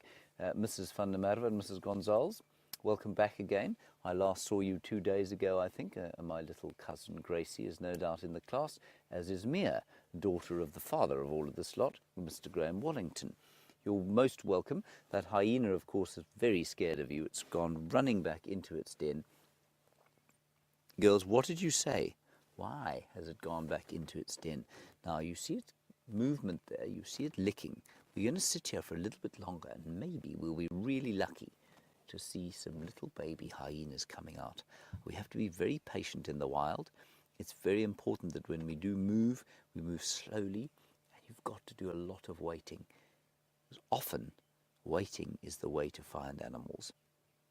Now, while we wait and see if this little hyena baby doesn't stick its head out of that hole, just remember that you can ask us any questions you like.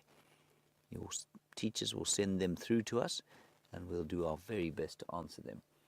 Often, I find young children like you ask questions that are so clever and so difficult to answer that I learn as much from a lesson like this as you do.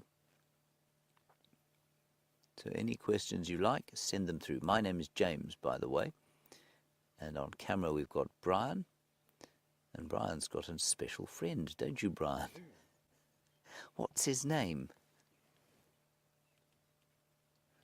Thumb. There is Brian's thumb, and that's his work uniform. You see Brian's thumb? That's his safari uniform. And he's helping us find the animals out here. On the other car is my very tall friend, Brent Leo Smith.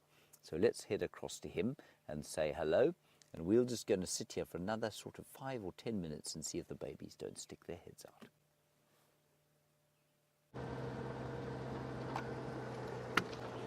Welcome, Rhodey. Nice to have you on Game Drive again today. So, hello, Gracie. Hello, Mia, and hello, Savannah. And guess what? I'm going to be coming to meet you all tomorrow morning, so I'll get to know all the class, not only the 3. So, very exciting stuff. Jamie and I will be coming to say hello to you. Oh, no, not tomorrow morning. On, what is today?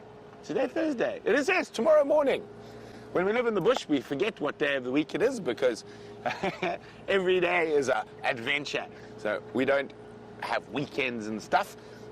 We're out in the bush all the time. So great to have you guys with us. I hope you've got lots of questions ready.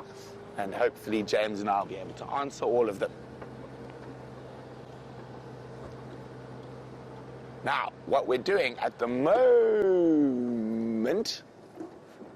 I'm hoping the Rhodine leopard luck is going to last, and I'm looking for a female leopard who's got 2 little babies, but no sign of her just yet.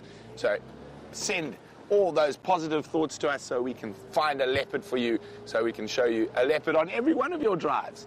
But while we look for the leopard, let's go see what James is up to at the hyena den.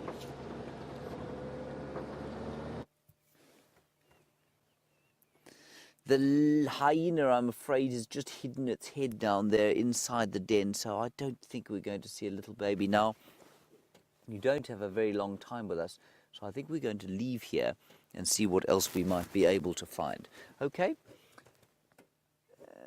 So just keep watching as I start the engine. She'll probably lift her head up, but I don't think the babies are going to come out today. Maybe a bit later. Yeah, no, she's just sleeping down there. She only lifted her head because we started the engine. And that's not great. We don't want to disturb her. So let's leave here and see what else we can find. I do hope we have our luck with us. Last time, of course, I was with you. We saw 2 little baby leopard cubs. There. Look at the rest of the hyenas there. That's the rest of the clan, everybody.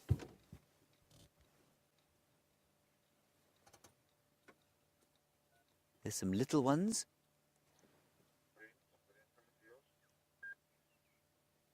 What we're going to do, I'm just going to try and move around a bit and see if we can't get a slightly better view of them. I'm pretty sure we will be able to. I didn't think that they were around. There's some very small ones in there. Not quite as small as the little ones in the termite mound. Let's just drive very slowly. We're going to try and not make too much noise.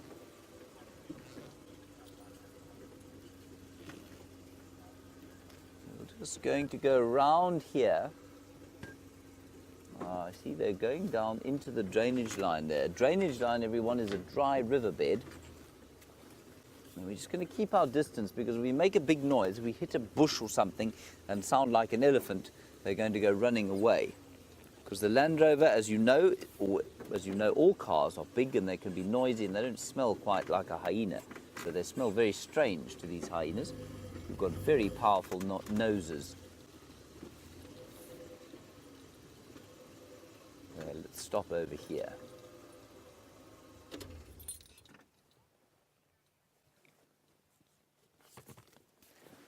Now, Mia, while we look at those little ones, you want to know how old a hyena can grow up to be.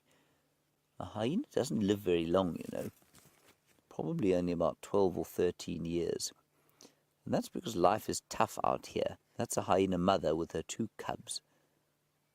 I think those were the cubs, if I'm not mistaken, born in January. That's the matriarch, I think. I think that's the matriarch, madam, and I think those are her 2 cubs. So Mia, probably only 12 or 13 years out here, but you know, in captivity, life is a bit easier. So if you have a hyena in a zoo, for example, you'll probably find that they live for up to 20 years.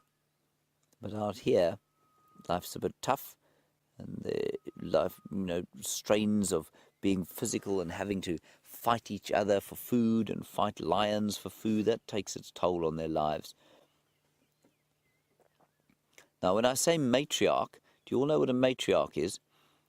A matriarch, everyone, is a female who is the leader of a group. And there are two societies out here that are matriarchal. One, the hyenas, and two, the elephants. And in the case of the hyena, their queen or their matriarch, who is this hyena we're looking at now, she leads everything. She is more dominant than the males, so she tells all the males what to do. It's probably a bit like your mothers tell your father what to do, I'm sure, sometimes. And sometimes the other way around, possibly. But with the hyenas, it's always the mother that tells the males what to do. The males are smaller than the hyenas. Now, you know from just about all the animals you've ever seen before that the male is normally bigger than the female, just like with human beings. Well, the hyenas, it's different. And so she is the dominant. She tells everyone else what to do, and all the other females are beneath her. So she's a bit like a royal queen.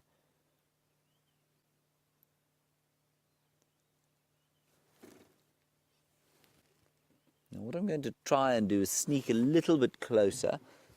Once they've got used to us, what you do here, everyone, is you drive slowly closer and closer so that they don't get a big fright when you get close to start with. And we move very slowly, because the slower you move, the less threatening you are. See, if they do get a fright, they'll just go running down into the riverbed there, and then we won't see them again. So we need to move very slowly. But these hyenas, I know when they were at their last den, they used to come right up to the car. But because they don't have the protection of a den around them now, they might just run away. So we'll be very careful.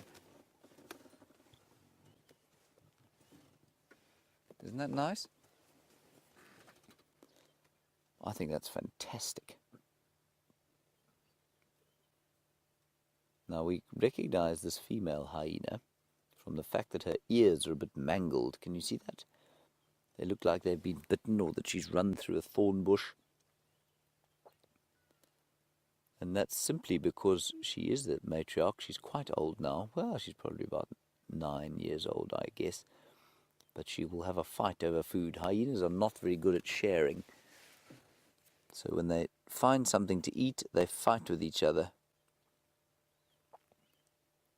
And that's why their ears get bitten.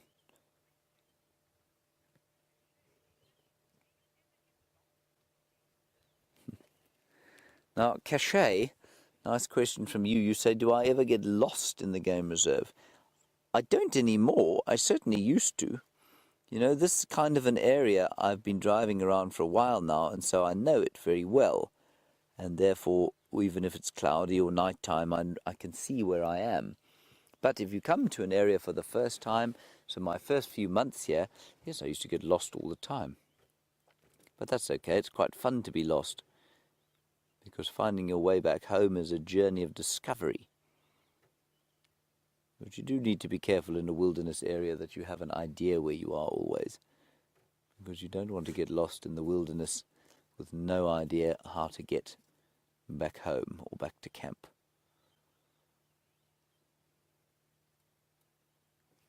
It's a lovely sighting of hyenas. I'm very lucky to see this, especially as they aren't in the den. I'm just keeping an eye on the den site. And I don't see the little ones out yet, just the mother. So they're suckling, and they might look a little bit big for suckling.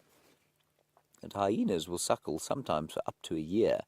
Now that for a carnivore is a very long time. You all know what suckling is, of course. And little baby leopards will probably stop suckling at almost just after 3 months old. They'll stop suckling. Baby lions about 6 months maybe. These hyenas, which are about the same size as a leopard, much longer. All right, let's head across to Brent and see if he's had any luck with the leopard tracks.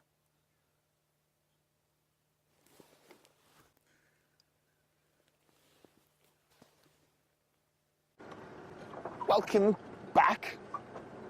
welcome back. We are checking for leopards. This is near where we saw that first leopard on the first drive. So I'm hoping to find some footprints, but no luck yet. But it is a beautiful morning. Now we're going to go head towards a water hole, see if there's anything there.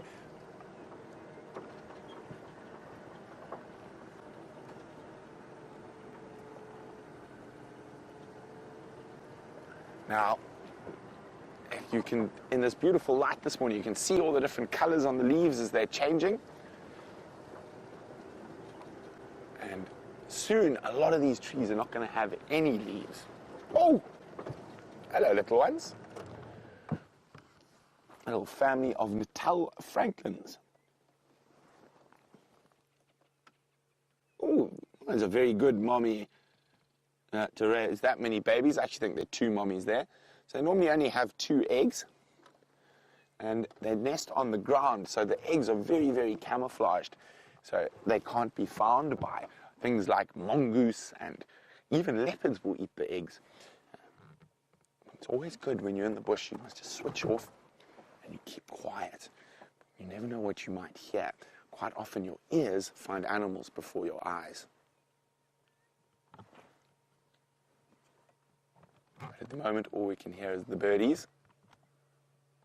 So what we're listening for is an alarm call. Now, if an impala sees a leopard, he tells all the other impala that the leopard's there. He goes, now, if a kudu sees a leopard, he also tells all the other kudus, but he goes, bah, bah, bah. And what that does is it tells all the other animals that there could be a lion or a leopard around, that they must be careful because there's predators. So that's when we switch off and we listen.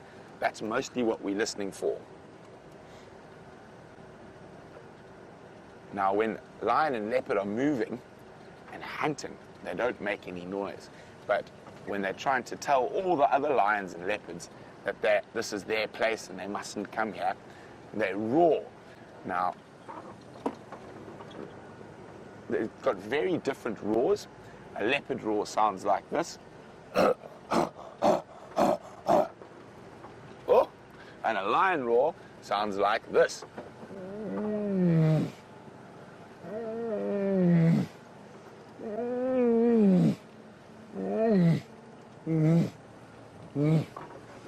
Now, both males and females roar, and what they're doing is telling all the other lions and leopards around that this is their territory, it's their home, and if they come there, they're going to be in trouble. Sometimes they'll also use it to find each other,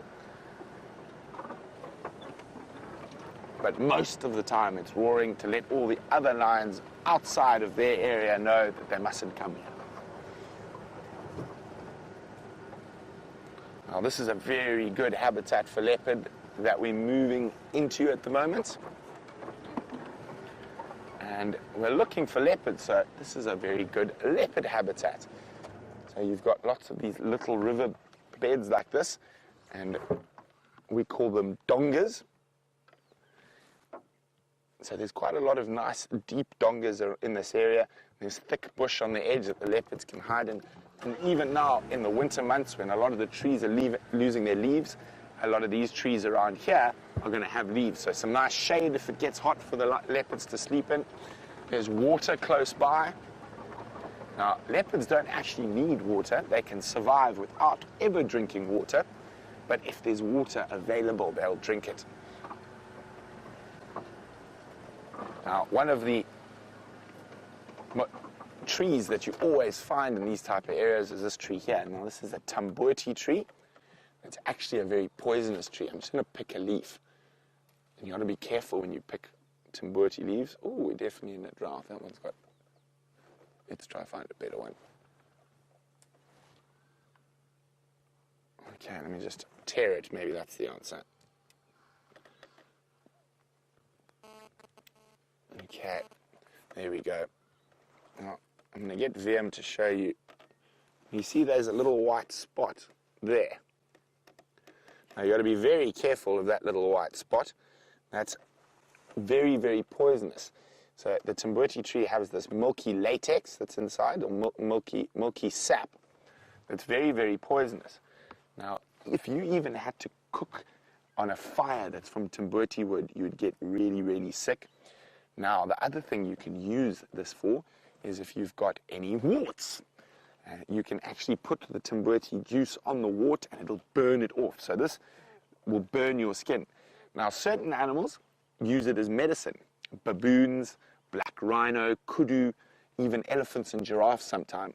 If they've got lots of bad hohos and worms in their tummies, what they do is they eat the poison and it clears out their whole tummy of all the bad things. So it's bush medicine for some of the animals. So we're very close to the waterhole now, so let's go see if there's anything there.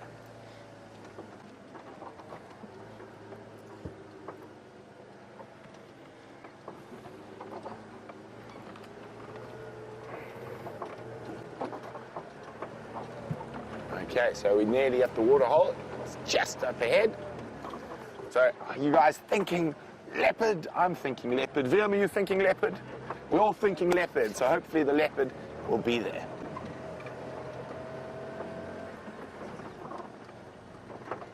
Okay, we're coming to the waterhole. And no leopard. Oh, well, they must be around the next corner then. And so while we keep checking for the leopards, what have you spotted in the water, VM? Nothing. Vim's just having a look. So we're going to keep checking for the leopards. While we do that, James is still with those wonderful hyenas.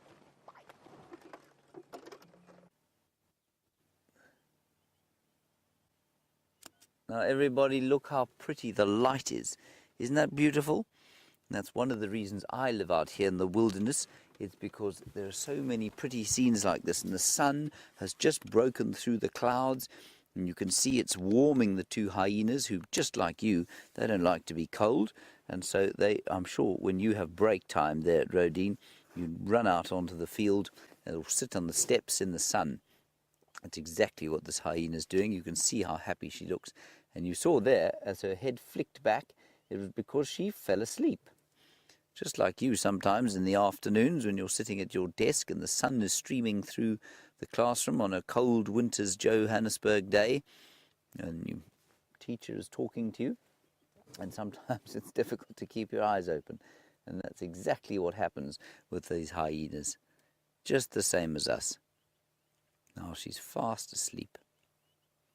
Now you might think to yourself, this must be quite dangerous because she's lying on the ground there. And there could be lots of other predators that want to come and maybe harm her, because I don't know that I would lie on the ground quite like that in the middle of the wilderness. But she's a very dominant predator, and the hyenas out here are only dominated by the lions. And the word dominate means that they're only beneath, if you like, they're only beneath the lions. Only a lion can challenge a hyena. Now, Billy, you want to know how many different kinds of hyenas there are. Well, in this area, Billy, there are two, but the other one, the brown hyena, we very, very seldom see. We hardly ever see it. In fact, it's only ever been seen once here on Djuma. But we get, in the world, you get 3 or 4 different kinds of hyenas, and I'll find you a picture of the rest of them. The striped hyena is another that lives up in East Africa largely. We also get something called an aardwolf. Aardwolf, which basically means earth wolf, but it's actually a hyena. And they are found also supposedly in this area, but I've never seen one here before. But only the spotted hyena lives in this group of matriarchal society. It's the only carnivore in the world, as far as I'm aware, that lives in such an amazing society.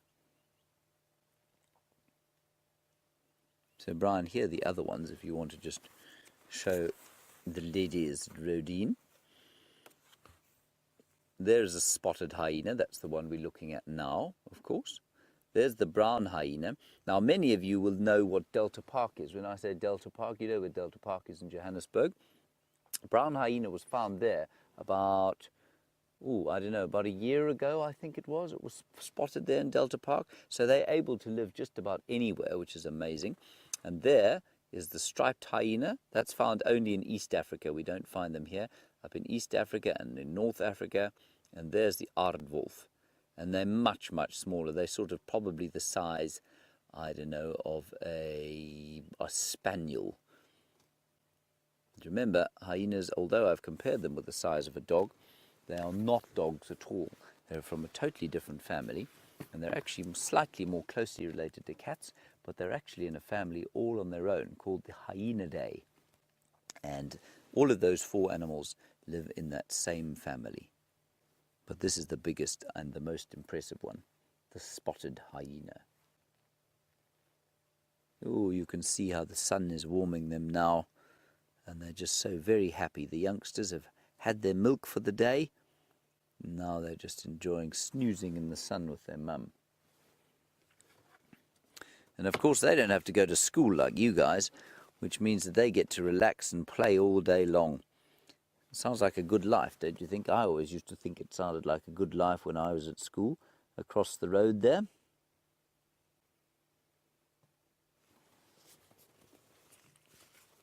All righty. Oh.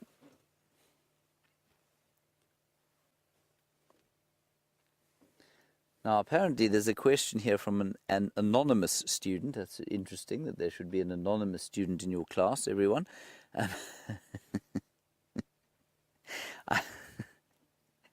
That's very interesting indeed. But your question is good, Miss Anonymous. Miss Anonymous, you want to know if hyenas only eat meat.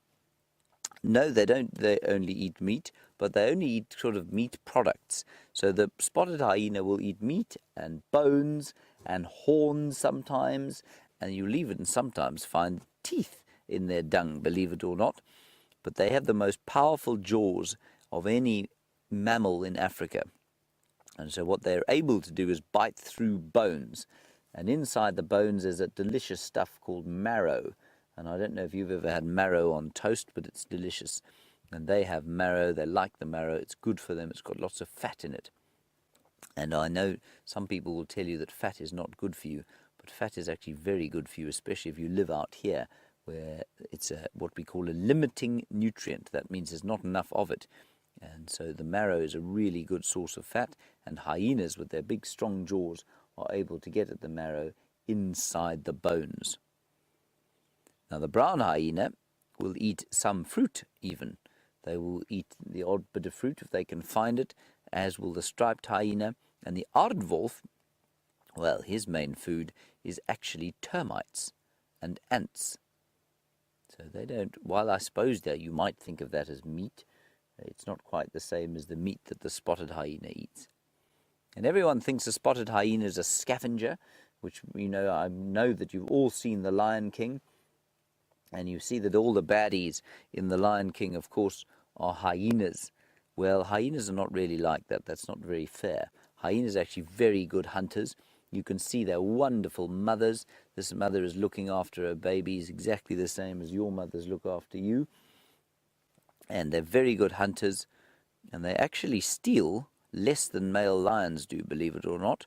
And they didn't tell you that in The Lion King, did they? You can just see her eyes are very heavy. Wants to have a snooze. So often you mustn't believe what you see on the TV or in stories, because hyenas are actually very, very clever.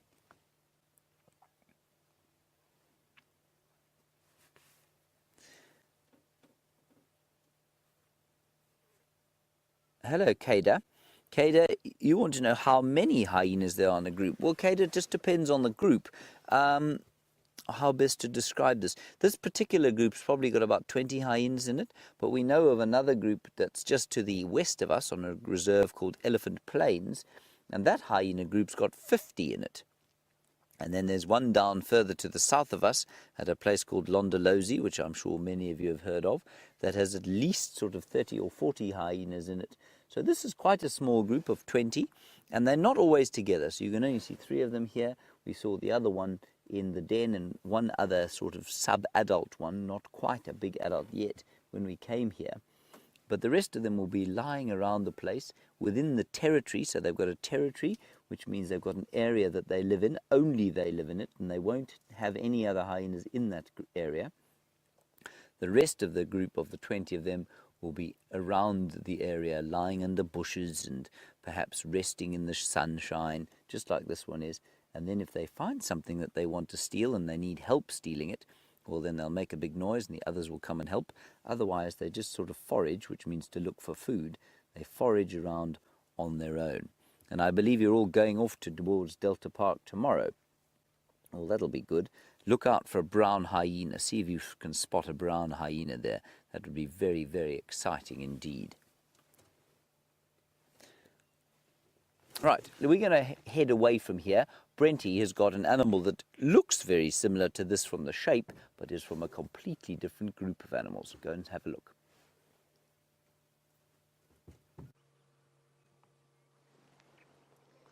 So we've got some wildebeest. And we saw some yesterday as well, but far, far away. Now, wildebeest are quite funny-looking creatures.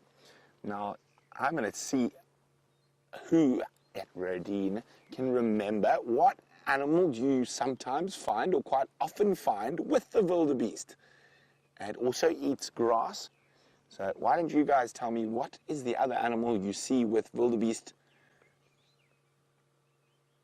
And you can see the wildebeest are using this very specific habitat. It's a habitat called a seep line. So that means there's water under the ground here and there's a lot more grass. And that's what they're doing. They're eating the grass. And wildebeest are very fussy eaters. So they like their grass short and they like very specific species of grass. Now there's the big daddy. So he stays here in this area. He's that territorial male, and the females move between different males' areas.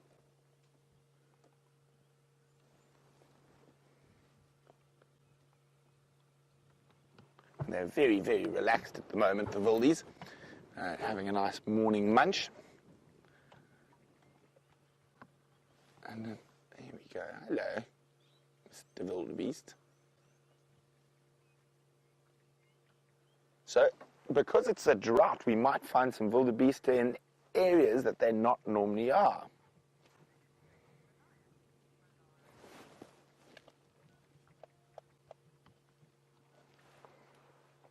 Look at that. See how he's picking his way between the different species of grass.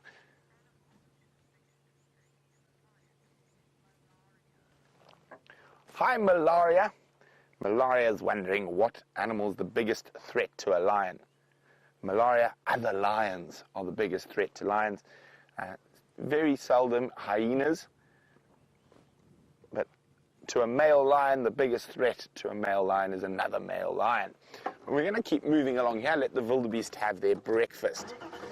Now, in this particular habitat, we have one of the types of trees that's very common here is called a terminalia, or a cluster leaf. Now, I'm sure a few of you are having troubles with your big teeth coming out.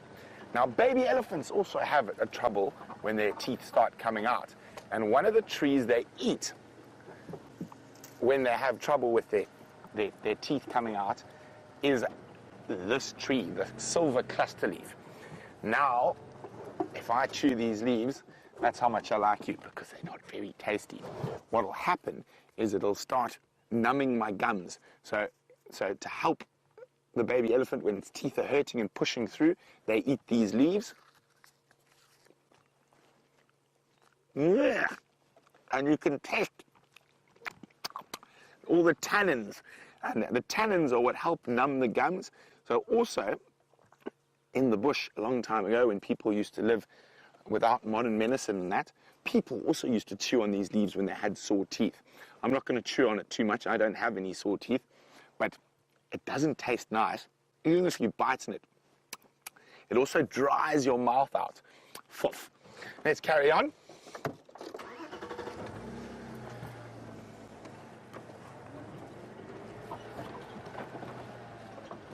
Now, I am hoping that our leopard luck hasn't run out. But if it has, there's still so many wonderful things out here in the bush that we can show you and talk about. And yesterday we spoke about the termite mound being a habitat in itself. And you can see that all sorts of creatures use termite mounds, like those hyenas you've seen with James. Hi, Grace. Grace would like to know, how big is a male leopard? In its height, it's about the same height as I'm trying to think, what do you think, an Alsatian. As a dog, like a police dog, it's about the same height, but it's much heavier, much thicker.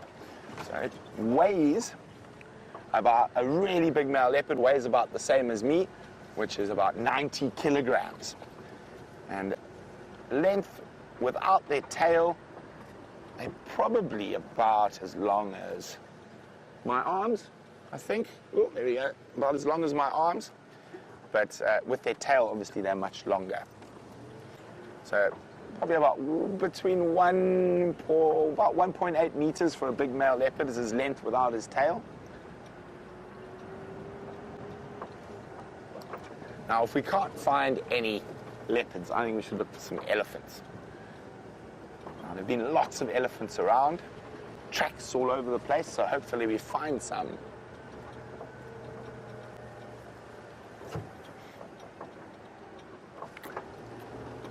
Hi, Nuha. Nuha would like to know what animals we don't have in the Sabi Sand Game Reserve. Well, in terms of African animals, we don't have any of the animals that live in a very different habitat called the rainforest. Now, the rainforest is further to the north and west, and most of the rainforest is in a country called Congo, or the Democratic Republic of Congo. So in those rainforests, you get animals like chimpanzees and gorillas, and lots of different monkey species. Let me try and think what else is up in the rainforest that we don't get here. Oh, lots of things, lots of different little duikers, and they've even got different crocodiles in the rainforest from the ones we get in the bush. And then if we go across to the east of Africa, we've got some gazelles. We don't have any gazelles in the Sabi Sands. And if you also look to the desert areas, we don't have any gemsbok, we don't have any springbok, and we don't have any... Wim, can you think of anything else from the deserts? Hartebeest, foxes, Cape fox, bat-eared fox. So there are different animals that are designed specifically for different habitats. So animals that we get here, you might not get in those habitats. Now, you have some animals that you would call generalists. A really good generalist is an impala, and they can occur from almost true desert to the edge of the rainforest.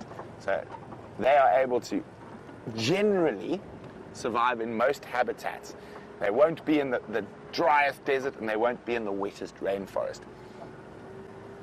Now, the same goes for birds. Certain birds specialize in certain habitats. Okay, now, let's have a look here. Is there any tracks on the road? No tracks. Oh, there's a track. What was that?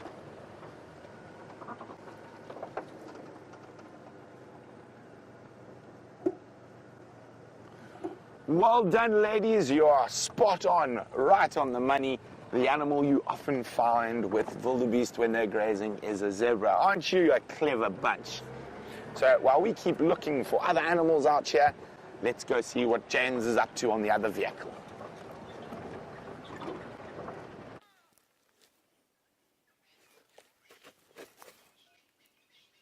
Look, everybody, it's an enormous piece of dung, aka poo. Now, this particular piece of poo has one of the best smells in the bush. Let's give Brian a smell. Brian, would you like a smell? Have a smell. Now, I'm not joking, everyone. This is elephant dung, obviously. Look how big it is. It's bigger than my head. See? And elephant dung actually smells very good. And that's because it's got all sorts of different things in it.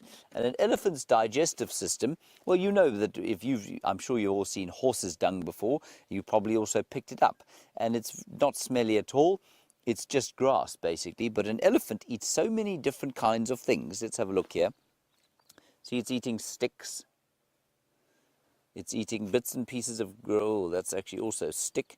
Let's see if we can find some leaves. There we go. It's eating leaves. They'll eat grass. They eat seed pods. They'll eat fruit. And all of that means that when you smell their dung, it's not great when it's just come out, but this dung is probably about 2 days old. And the smell is just so nice. It smells like, you know that feeling you get when the lawn at home has just been mowed and you smell that fresh green grass? It doesn't smell quite like that, but it gives me the same comforting feeling. It smells a little bit like a potpourri. You can ask your teacher what potpourri is. All right, on we go. See what else we can find around the corner here. There's a little water hole. I'm hoping there might be an animal there. Now, the animals, often a water hole, as many of you will know, because I'm sure lots of you have been to the Kruger Park. If you come across a water hole and it's very hot, you're likely to see animals there. But we're not very close. It's not very hot today. You can still see I've got my jacket on. It's not as cold as it is in Johannesburg, but it's still quite cold. And so the animals are not coming down to have anything to drink just yet.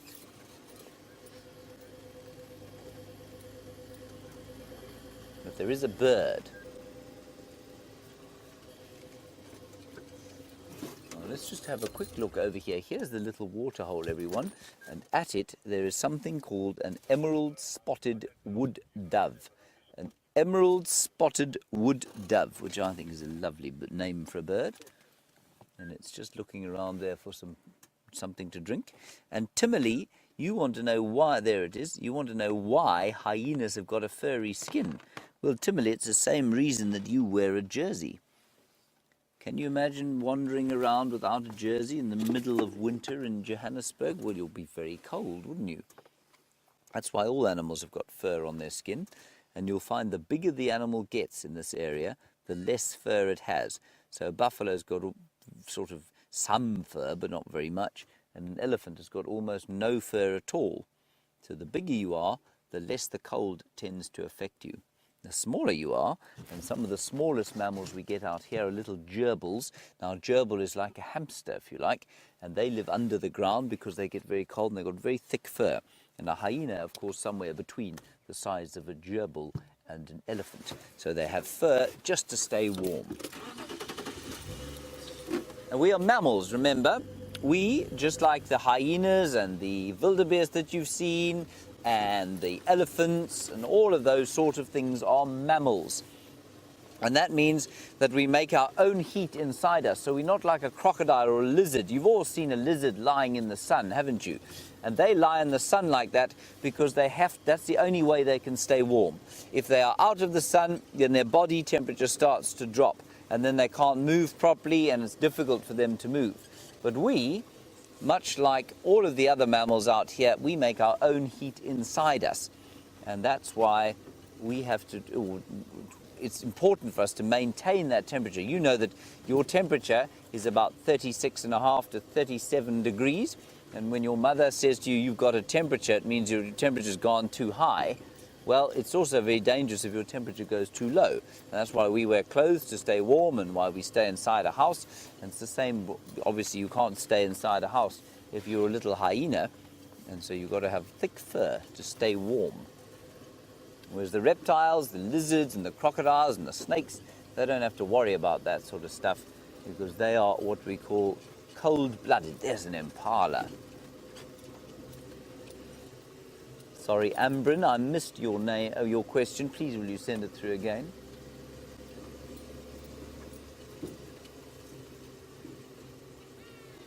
Oh, you say, why do hyenas have little manes? That's a nice observation, Ambrin. I'm not really sure I know the answer. Here we've got a very interesting little group of animals. We've got one impala, that's the one just behind there, and we've got the rest of them being kudu.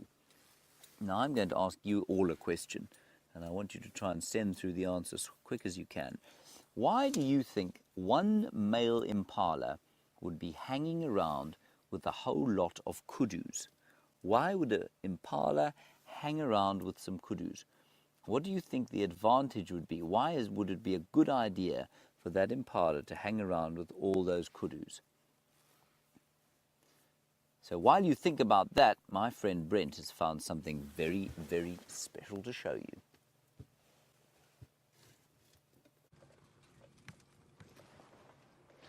Yay, elephants! Little breeding herd of elephants. So I can see 2 moms and 2 babies, and let me move forward a little bit. The one baby's drinking mom's milk.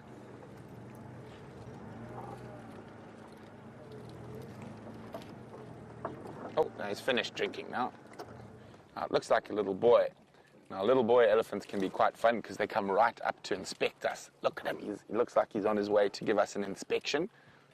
Hello, little mister.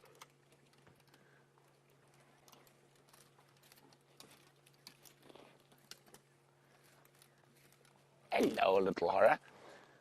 Kada's wondering if I've ever been charged by an elephant. I have quite a few times, Kada, but only really badly once. Normally, you can stop an elephant charge by shouting at them and telling them to behave themselves. They normally listen quite nicely. Now, even though he was drinking milk, he's also at the age where he's starting to eat plants as well, but most of his nutrients will come from his mom's milk.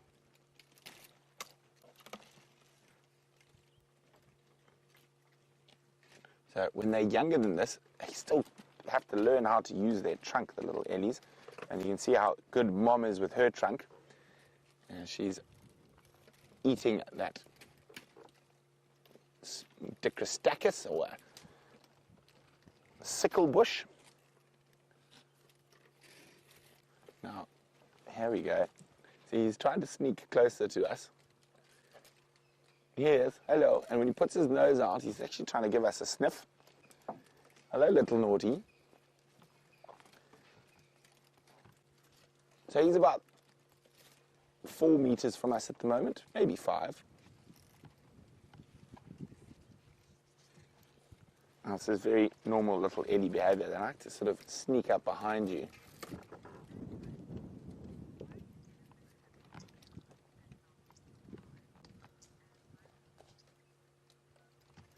Well, Ambron's wondering about elephant toes and why do they have 2, not 5? Well, they actually do have, I think, yes, they do have 5. Vem's going to show you the toes. You can actually see the toenails, but you'll only ever be able to see 4 of the toenails. And the 5th, or the thumb, is at the back. Now, elephants got a very interesting shape in their feet. So, although it looks like very flat like that, they're actually sort of standing on tippy toes at the whole time.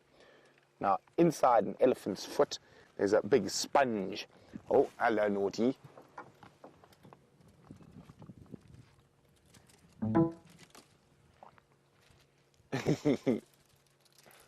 They are very cute little Ellies. Now, I'll show you with my hand what the inside of an elephant foot looks like just now. Let's just stick with these Ellies while this little one's coming closer. Hey, naughty. Now, it's very important when you're with elephants not to watch the big females and their behavior.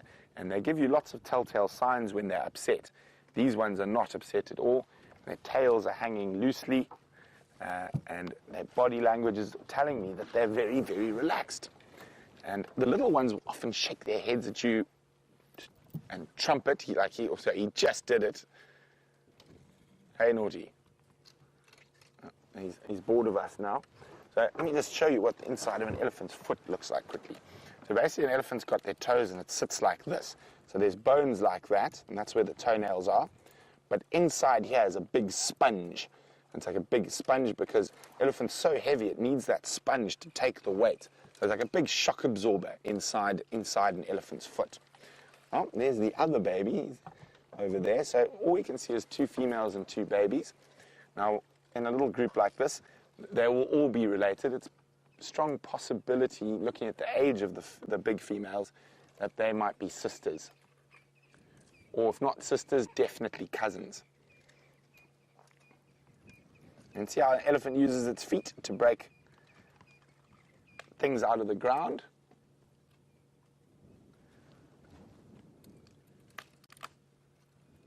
can just hear the branches breaking all around us from the ellies. So when they're eating branches, what they're after is actually the little layer under the bark. Oh. They've got such a good sense of smell. You sort of blow out there. Now it's smelling for the different plants that it can eat, and that'll be good for it. Oh, hello, Vin. Little one's back, giving us the ears out.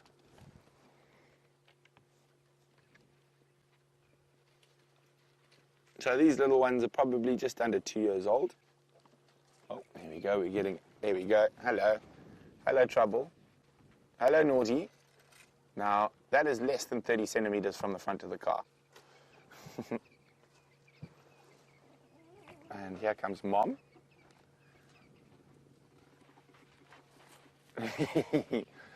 I heard a little rumble there. I think Mom told the little one to behave and stop playing with the car. That was wonderful. Hi, Nahar. Nahar is wondering how long elephants live for. Nahar, elephants live for about 65 years. They have 6 sets of teeth over their life, and when their last set of teeth is worn down, that's when they normally die.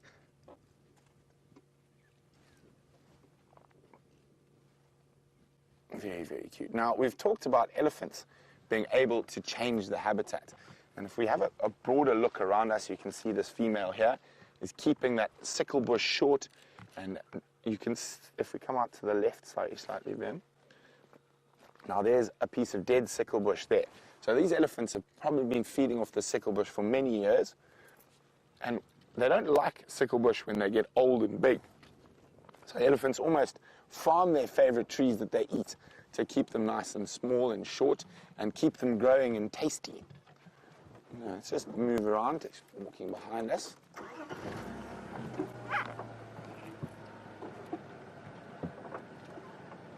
Oh! Look at him playing. He's sitting on his bum.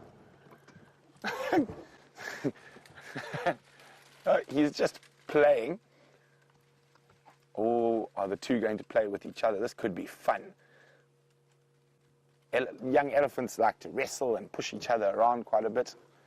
So they're not so worried about eating all the time because they're still relying on their mom's milk. Now, George is wondering, why do elephants have tusks? Well, in female elephants, Georgia, they help the elephant with their feeding. They use their tusks to take bark off trees. They use their tusks to defend themselves as well. Now, male elephants, they're also used for feeding, but they're more important for fighting. So when they're looking for girlfriends, the male elephants will use those tusks to fight amongst each other like swords. And whoever's got the strongest and best tusks and the best swordsman will win all the girlfriends. But they're not feeding off anything that they need their tusks for at the moment. But they'll use them to break branches. They'll use them to, as I said, take off bark. They'll even use them to dig out mud. Now, elephants eat quite a bit of mud, but only certain types of mud. Mud that's got lots of salt in it. So lots of minerals. So like I'm sure your mom and dads make you take vitamins. Look at that. Look how strong she is. She's moving a dead branch to get to the grass that's growing underneath that the other animals haven't been able to get to. So she just moved half a tree to get to that grass.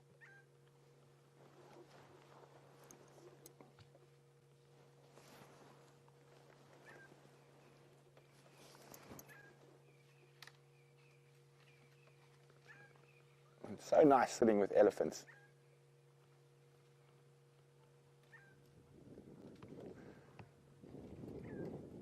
So we're going to leave these ellies to carry on munching their breakfast. While we do that, let's go back to James, who's got another member of Africa's Big Five.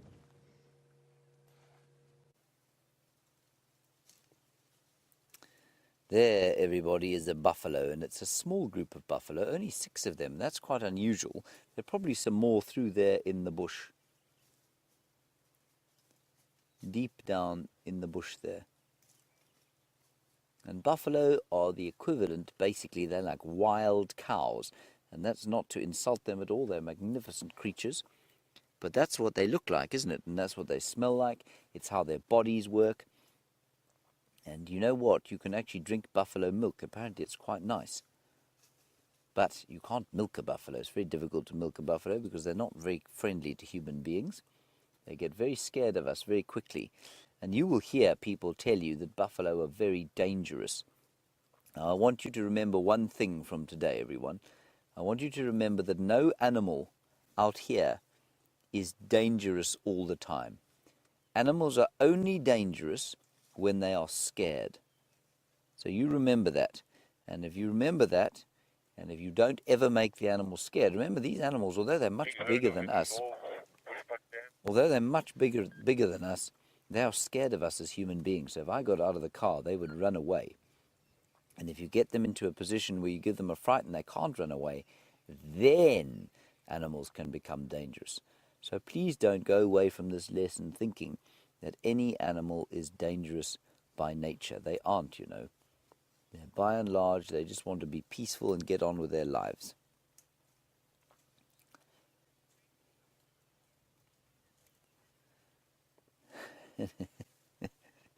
Some lovely answers to my little quiz there about the impala ram and the kudu cows. Gracie, you say that impala ram was looking for girlfriends. He might have been, but those are kudus. They're not impalas, so they're not going to make very good girlfriends to him. They're much bigger than him, and they're different animals entirely. Kada, you say it's for protection, and that's exactly why an impala ram would be around animals of a different kind, because, of course, he can't see everything going on around him. Those kudu will help him to see and hear and smell any predators that might be around. So, yes, that's exactly why the impala ram was with the kudu. It wasn't because he was looking for girlfriends, Gracie.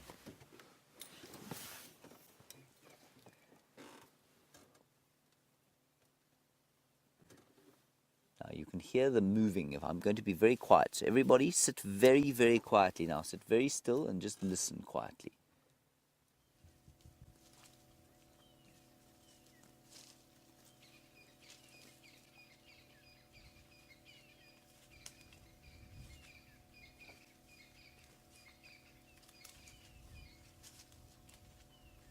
Now there you could hear all sorts of interesting things. You could hear the francolins calling. And you could hear the buffalo's feet falling on the dry leaves. You could also maybe hear them pulling the grass out of the ground. Now, when you're out here, you've got to be listening carefully all the time, because your ears are a very good way of telling what's just around the corner. What's not, your ears cannot often hear, is a spider. Let's go and see a spider with Brent.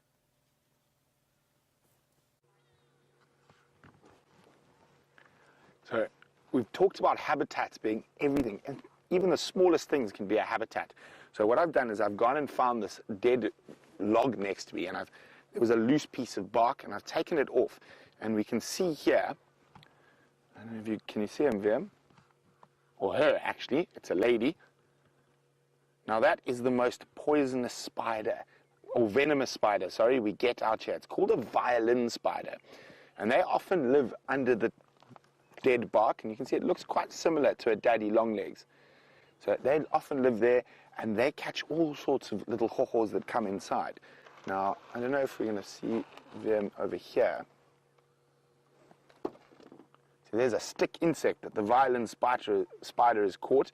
So it's probably eaten all the insides of that little stick insect out, and that's just the remnants left behind. But as I said, we're talking about habitats.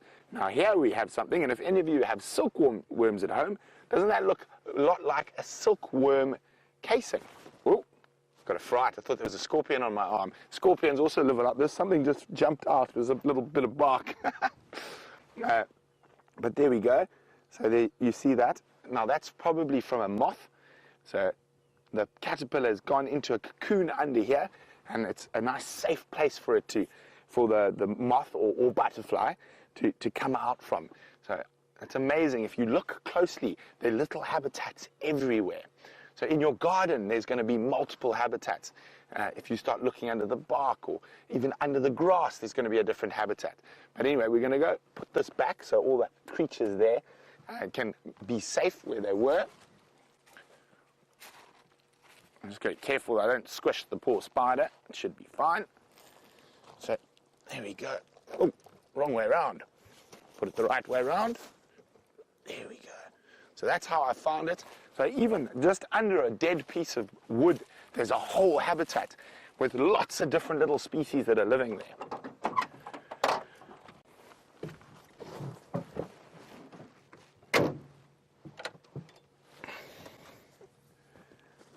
Okay, let's go look for some more habitats and animals that live in them.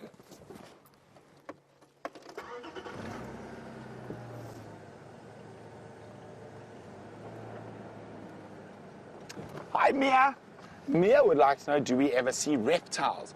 We do, Mia, but it's quite cold this morning, and reptiles are cold-blooded. So they like hot days to move around, but we see lots of different reptiles. We see snakes sometimes. Liam actually had a snake nearly fall on him on the car.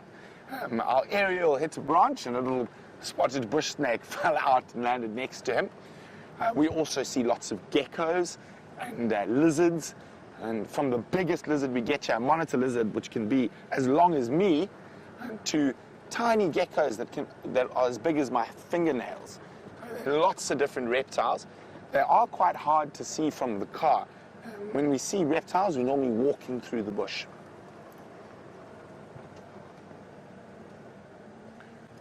We're going to keep checking for habitats. While we do that, let's go to James, who's got one of the most beautiful birds in the bush.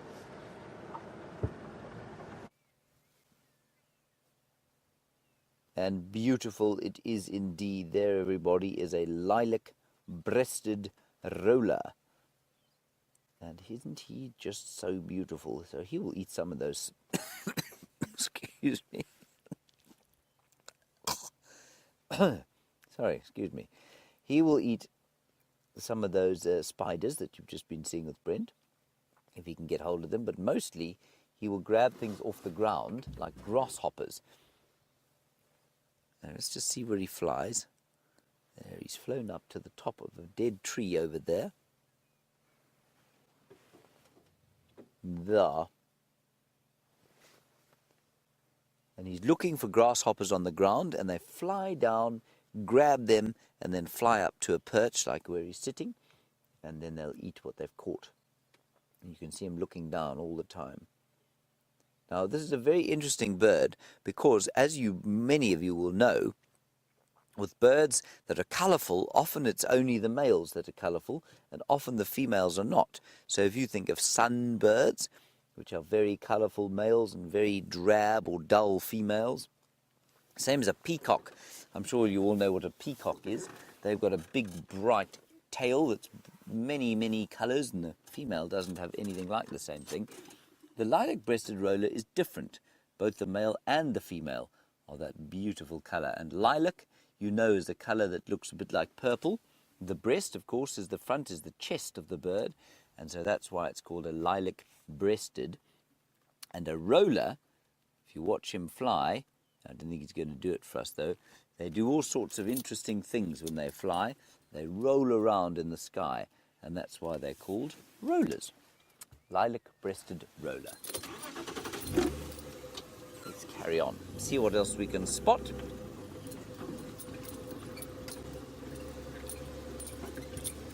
Now this poor tree over here, well, unfortunately, it's dead. And of course, many of the trees out here will die, and then others will grow. But this one, we think we know why it died. Now, you all love elephants. You've all seen that elephant that Brent was showing you. And you all saw the tusks on the elephant. Now, what happened here was that an elephant, probably during the winter time like now, came along here. And I know it looks like this is a bit of a climb to get up here, but elephants are actually very good climbers. What the elephant did was it took the bark. Remember, this is the bark. Brent showed you the bark that he pulled off that tree. Well, the elephant would have taken the bark off all the way around. all the way around the tree like this. It would have pulled the bark off, and that means the death of the tree, because remember, trees get their nutrients, their water and their food from two places. One, in the ground, they've got their roots in the ground, and two, in their leaves. Now, trees can make sugar from the sun and from water and from the air, the carbon dioxide in the air, which you'll learn about later on. But they make that in the leaves, and that comes down to the bottom, and then the roots send up all sorts of vitamins and minerals into the rest of the plant. But they've all got to travel inside the bark. And inside the bark, they have veins. You know, like if you look at your wrist, if you look down at your wrist, you've got those things called veins there. Those veins move the blood around your body. Well, the tree's got a similar thing, and that's all under the bark. So if you take the bark off a tree like this, all the veins are gone, which means that the water and the vitamins can't go up to the top, and the sugar can't go down to the bottom, and so the tree will eventually die, and it'll become firewood. And while that's quite a sad story, if you happen to be a tree, it's not a sad story for many other animals, because now living inside here, we've got all sorts of beetles and wasps and probably various other things, and things like woodpeckers, which are, you know what a woodpecker is, a bird that comes and pecks. They come and drill holes in the side, and they eat the beetle larvae, and they eat the wood-boring bees. And so, although the tree is dead, it's providing life for all sorts of other creatures, which I think is very clever. Nature is very, very clever. And you know, when you even, oh look, we've still got some elephant dung here. Even that elephant dung will provide a little bit of a home for some termites. So when you're in the bush, you know, and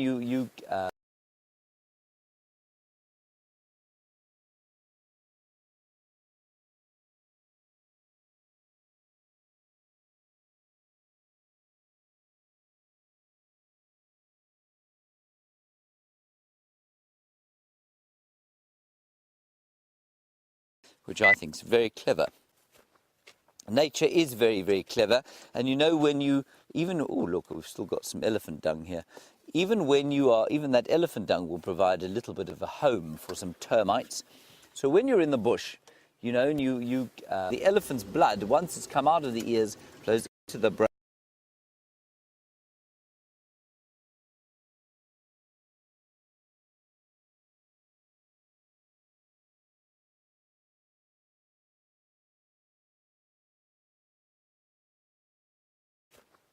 Nature is very, very clever. And you know, when you even, oh look, we've still got some elephant dung here. Even that elephant dung will provide a little bit of a home for some termites. So when you're in the bush, you know, and the elephant's blood, once it's come out of the ears, flows into the brain.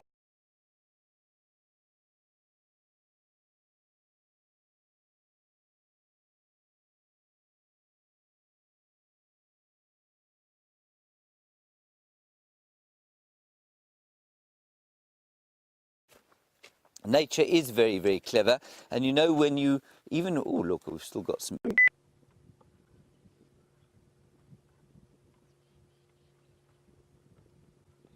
Thirsty go away bird. Two thirsty go away birds.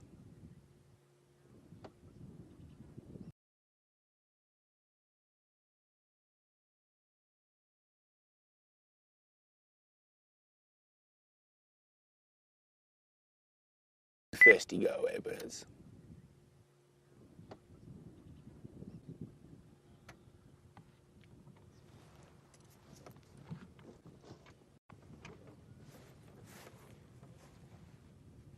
A reptile, and there we go.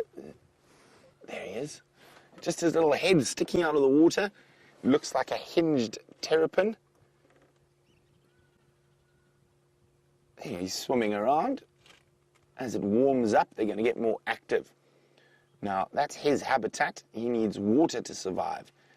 And he eats all sorts of little hohos that live in the water.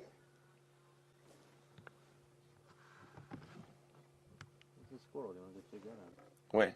On the side of on the river road, it's making noise. I didn't hear it, sorry.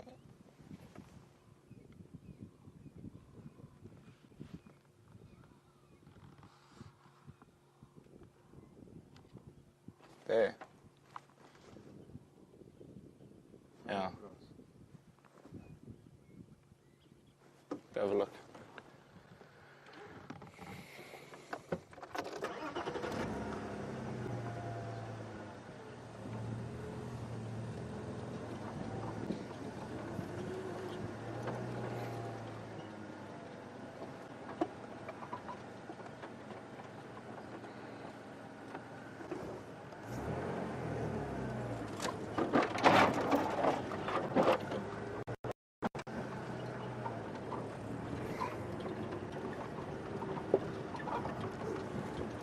Sorry about that, we're back. While we were sitting at the little waterhole there, Liam heard a squirrel alarm calling, and earlier I said your ears when you're in the bush. I know James has talked about it as well. So if a squirrel sees something that impala, he shouts at it. So he's going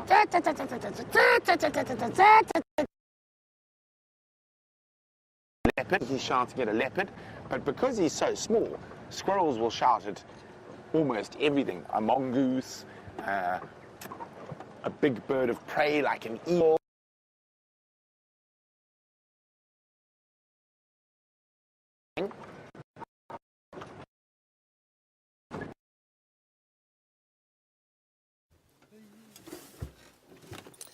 Now, everybody, we've come along. I'm not sure if we're still with Rodine or not. Louise, are we still with Rodine?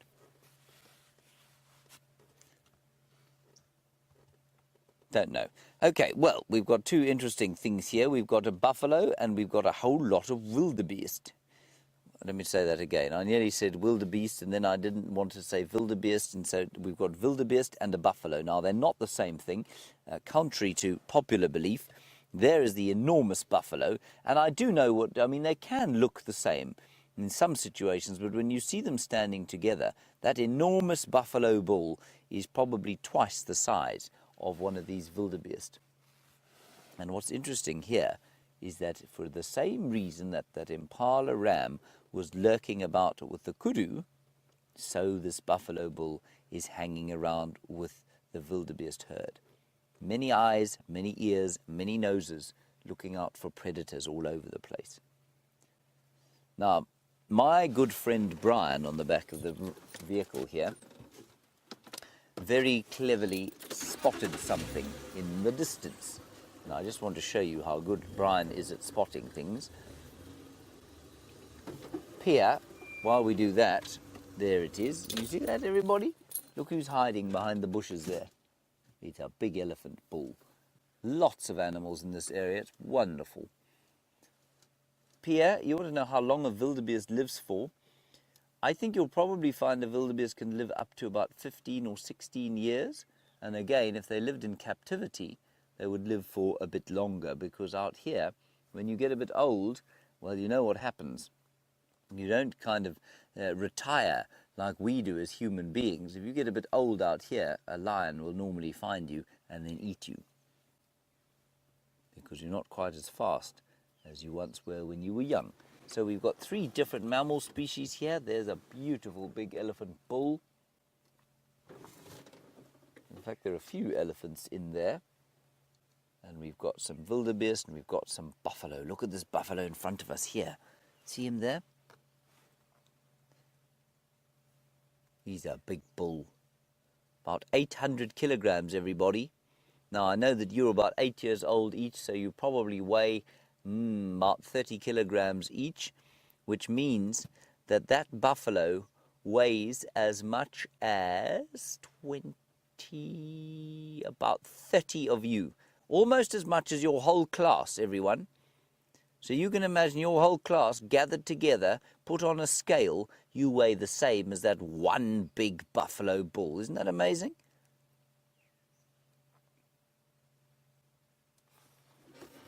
There's a little road down there. I'm going to suggest we go down that little road. Let's see if we can get a bit of a closer look at those elephants. It's a very beautiful day now. The wind has stopped blowing and the sun is out. Although it's still winter, it's still very nice out here. And you know, it's warmer down here in what we call the low veld. We're much lower down You in Johannesburg there at Rodine, especially on the Houghton Ridge there, you know St John's is possibly the coldest place in Johannesburg. I was at school there for 12 years. It was very cold during the winter. It's about 1,600 meters above sea level. Over here in the Lowveld, we're only about 450 meters above sea level, which means it's much warmer. It doesn't ever get as cold as it does where you are.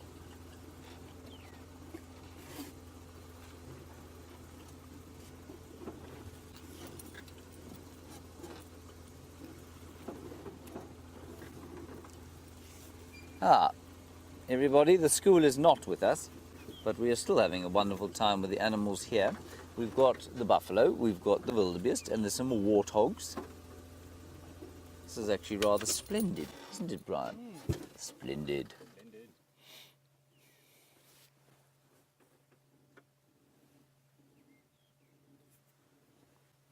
Warties, wildies, buffies, ellies, trees, birdies, insecties.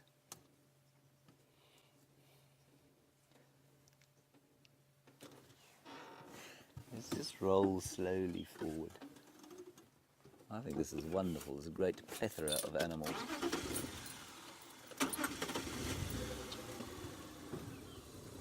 So our stream did go down, everyone. I'm sorry about that, but I think we're okay now. And that should all be sorted out by the end.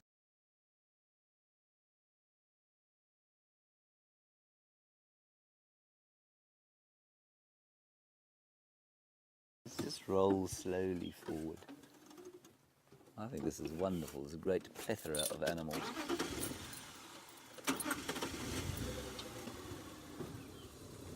So our stream did go down, everyone. I'm sorry about that, but I think we're okay now. And that should all be sorted out by the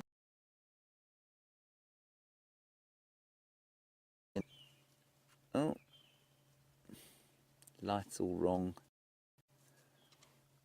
That's it, look at me. Oh, camera won't even focus on him. Come on, look here. Come on.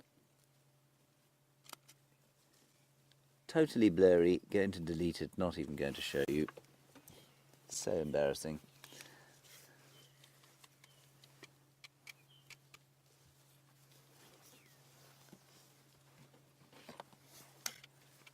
Now, the school is apparently about to rejoin us, everybody. So we'll go through the sighting with them of happy wildebeest, frolicking warthogs, and elephants as well.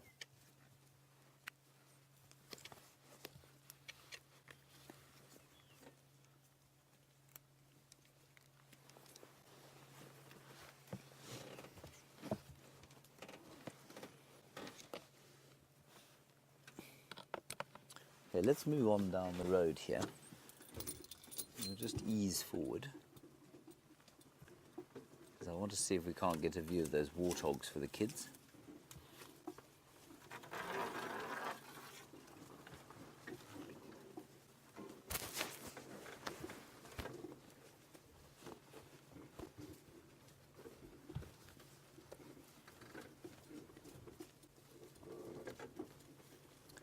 Louise, is there the kids with us yet?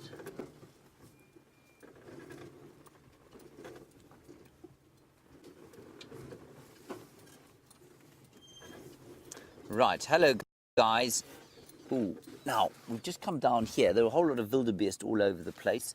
There are some warthogs up ahead, and there's also an elephant not too far from here. I just don't want to move too far closely to those warthogs because they do run away quite a lot, and I don't know why they're so nervous of us. But they're one of my favourites, aren't they lovely? Look at those tusks looking at us through the bush there. That'll be the mother warthog. And her little babies are just through the bush in front of her. We're going to just roll slowly forward, and then I'm going to show you the elephant that my friend Brian managed to spot from a very long way away.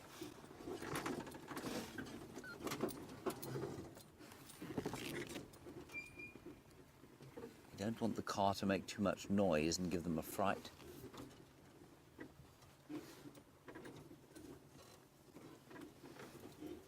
Got to be very, very patient when you work out here. If you want to see animals, very patient, very quiet.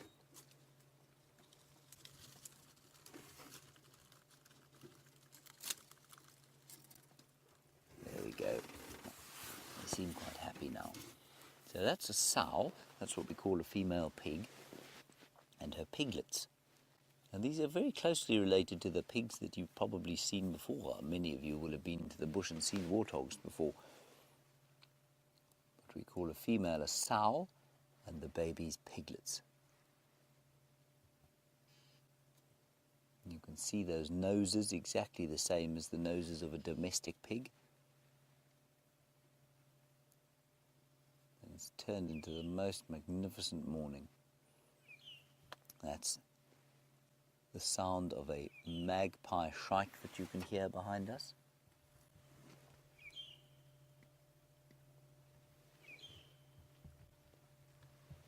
And a dove off to the side. And it's always like this when the sun comes out. Everything feels very peaceful here, unless it's summertime, in which case it's very hot. Now, when you go around the corner here, we can start the car. There we are. And around the corner there is an elephant. Just going to duck out the way. There's quite a few bushes on this road. Watch out there, Brian. Brian's very tall. I'm lucky I just duck underneath them.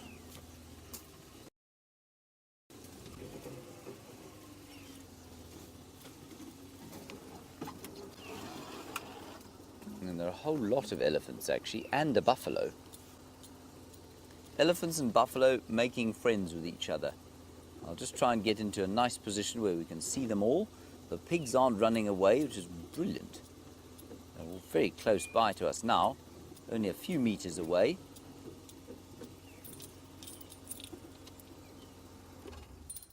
And there we are. We've got warthogs here, very close by to us. And just look at the female there. She's chewing, and you see the teeth on the bottom there. There we are. Those teeth there are so sharp, they're like razors, the bottom ones. So the top ones are actually quite blunt. But the bottom ones, because she rubs them against the top ones all the time, they are very, very, very sharp. She's done very well. She's obviously a very good mother, this warthog. Because she's got 4 little piglets from one litter, and then that other bigger one at the behind there could well be also hers, or it might be an unrelated one who's just living with her. A wonderful sighting.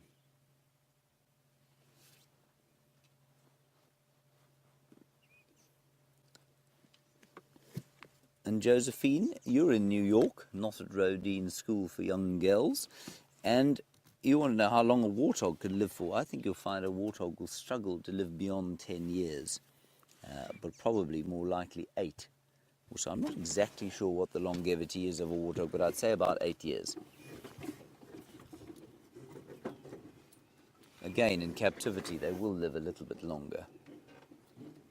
And there are some elephants there, just down through the bushes.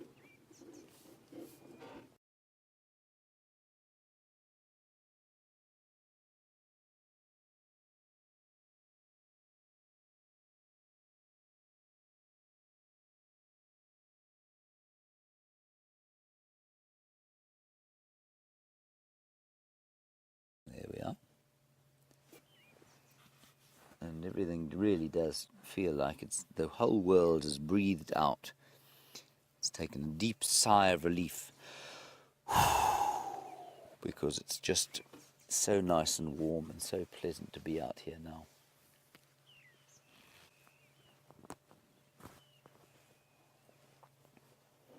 You see the tusks there? Those are the tusks that would have been used to strip that scotia or weeping boerbean tree that we saw earlier.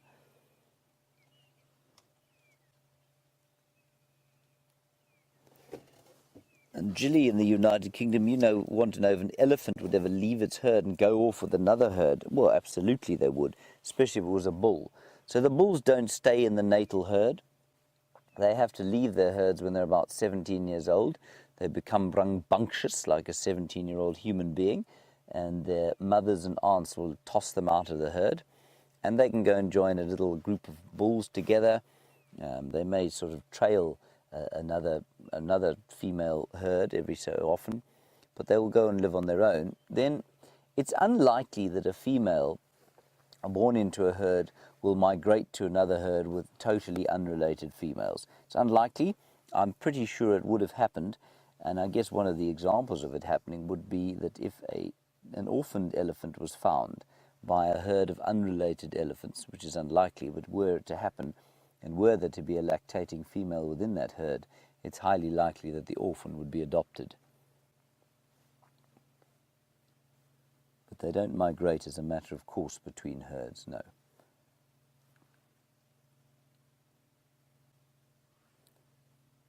Isn't that lovely? I just think the colours at this time of the year are rather delightful, that yellow and gold mixed with the grey. Rather peaceful, isn't it, Brian? All around us, life exploding despite the fact that it's winter. So very unlike, I guess, a northern hemisphere winter where there's snow and ice on the ground.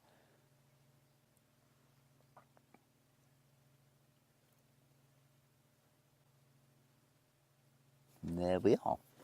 Let's turn around and then we'll head back out and have a look at the wildebeest again with their friends, the buffalo.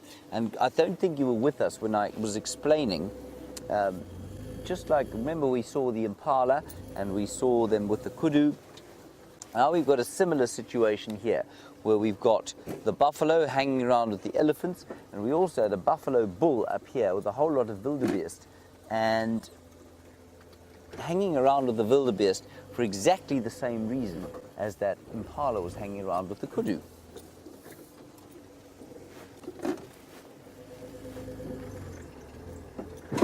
Ooh.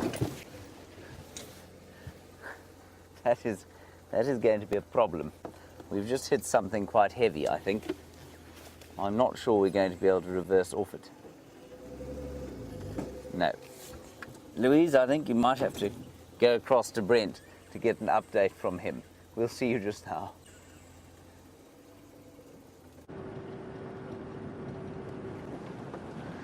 Tisk, tisk, Master Henry. I'm sure James will be off there in not too long.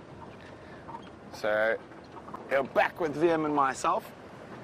And it's nearly the end of the sunrise safari. And it has been an interesting one.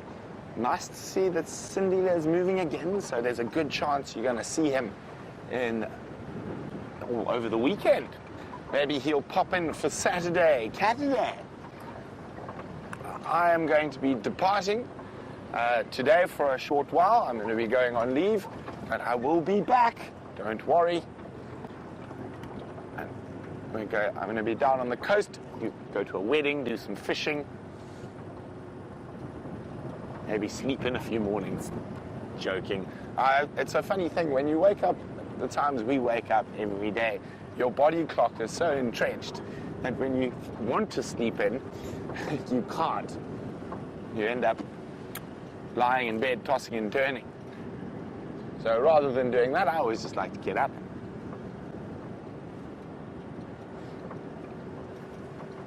The one funny thing about when you are on leave and you're with people outside of the crew is that outside of the bush, everyone tends to go to bed quite late. And you find yourself sort of nodding off at dinner parties and whatnot.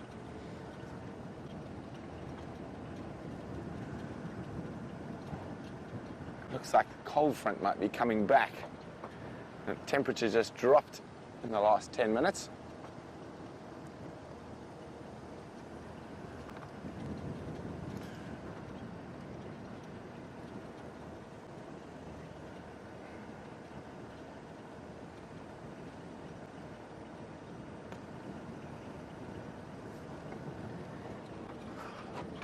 Hi, Virginia, who's in Kentucky. Virginia says they're having severe weather warnings, including tornado warnings at the moment at home, but I'm wondering if we ever get that here.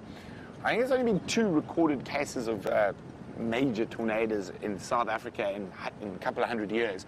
So no, we get dust devils, sort of small versions, but nothing really that uproots trees and removes roofs from houses and that.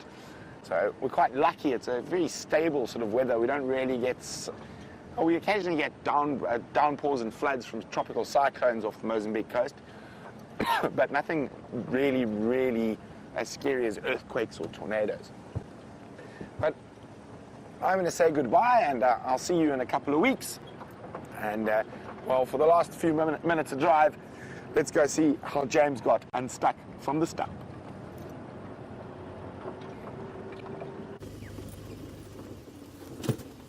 Yes, I got off the stump, everybody. It was a very well hidden stump, very small, very unobvious, very difficult to see.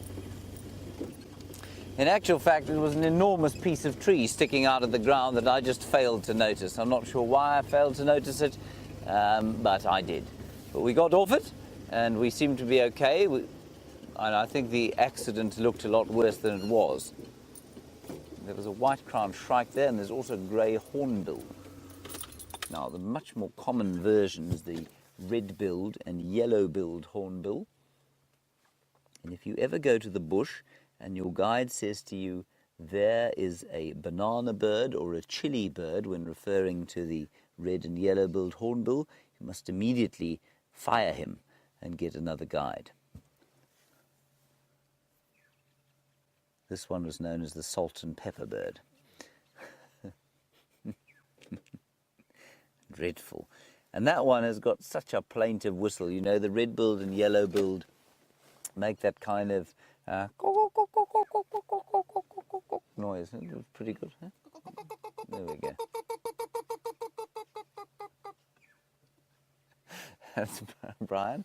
That one makes a very plaintive whistling sound.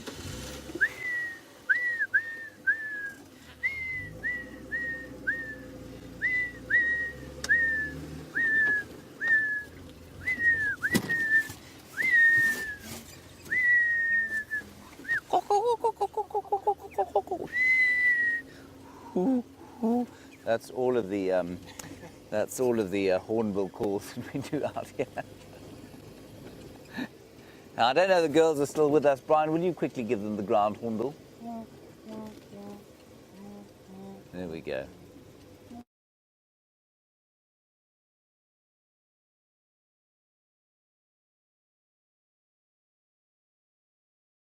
To the final control of Louisi and Chelsea Bunn, and of course a big thanks to Brent Smith, a well-deserved rest he's going to take now. He was being filmed, if I'm not mistaken, by Viam Dorenbraak. Now, making his world premiere today, this afternoon, Byron Sorrow of Johannesburg. And Byron, of course, was very much looking forward to seeing you, so please do welcome him and be very nice to him today. See you at 3.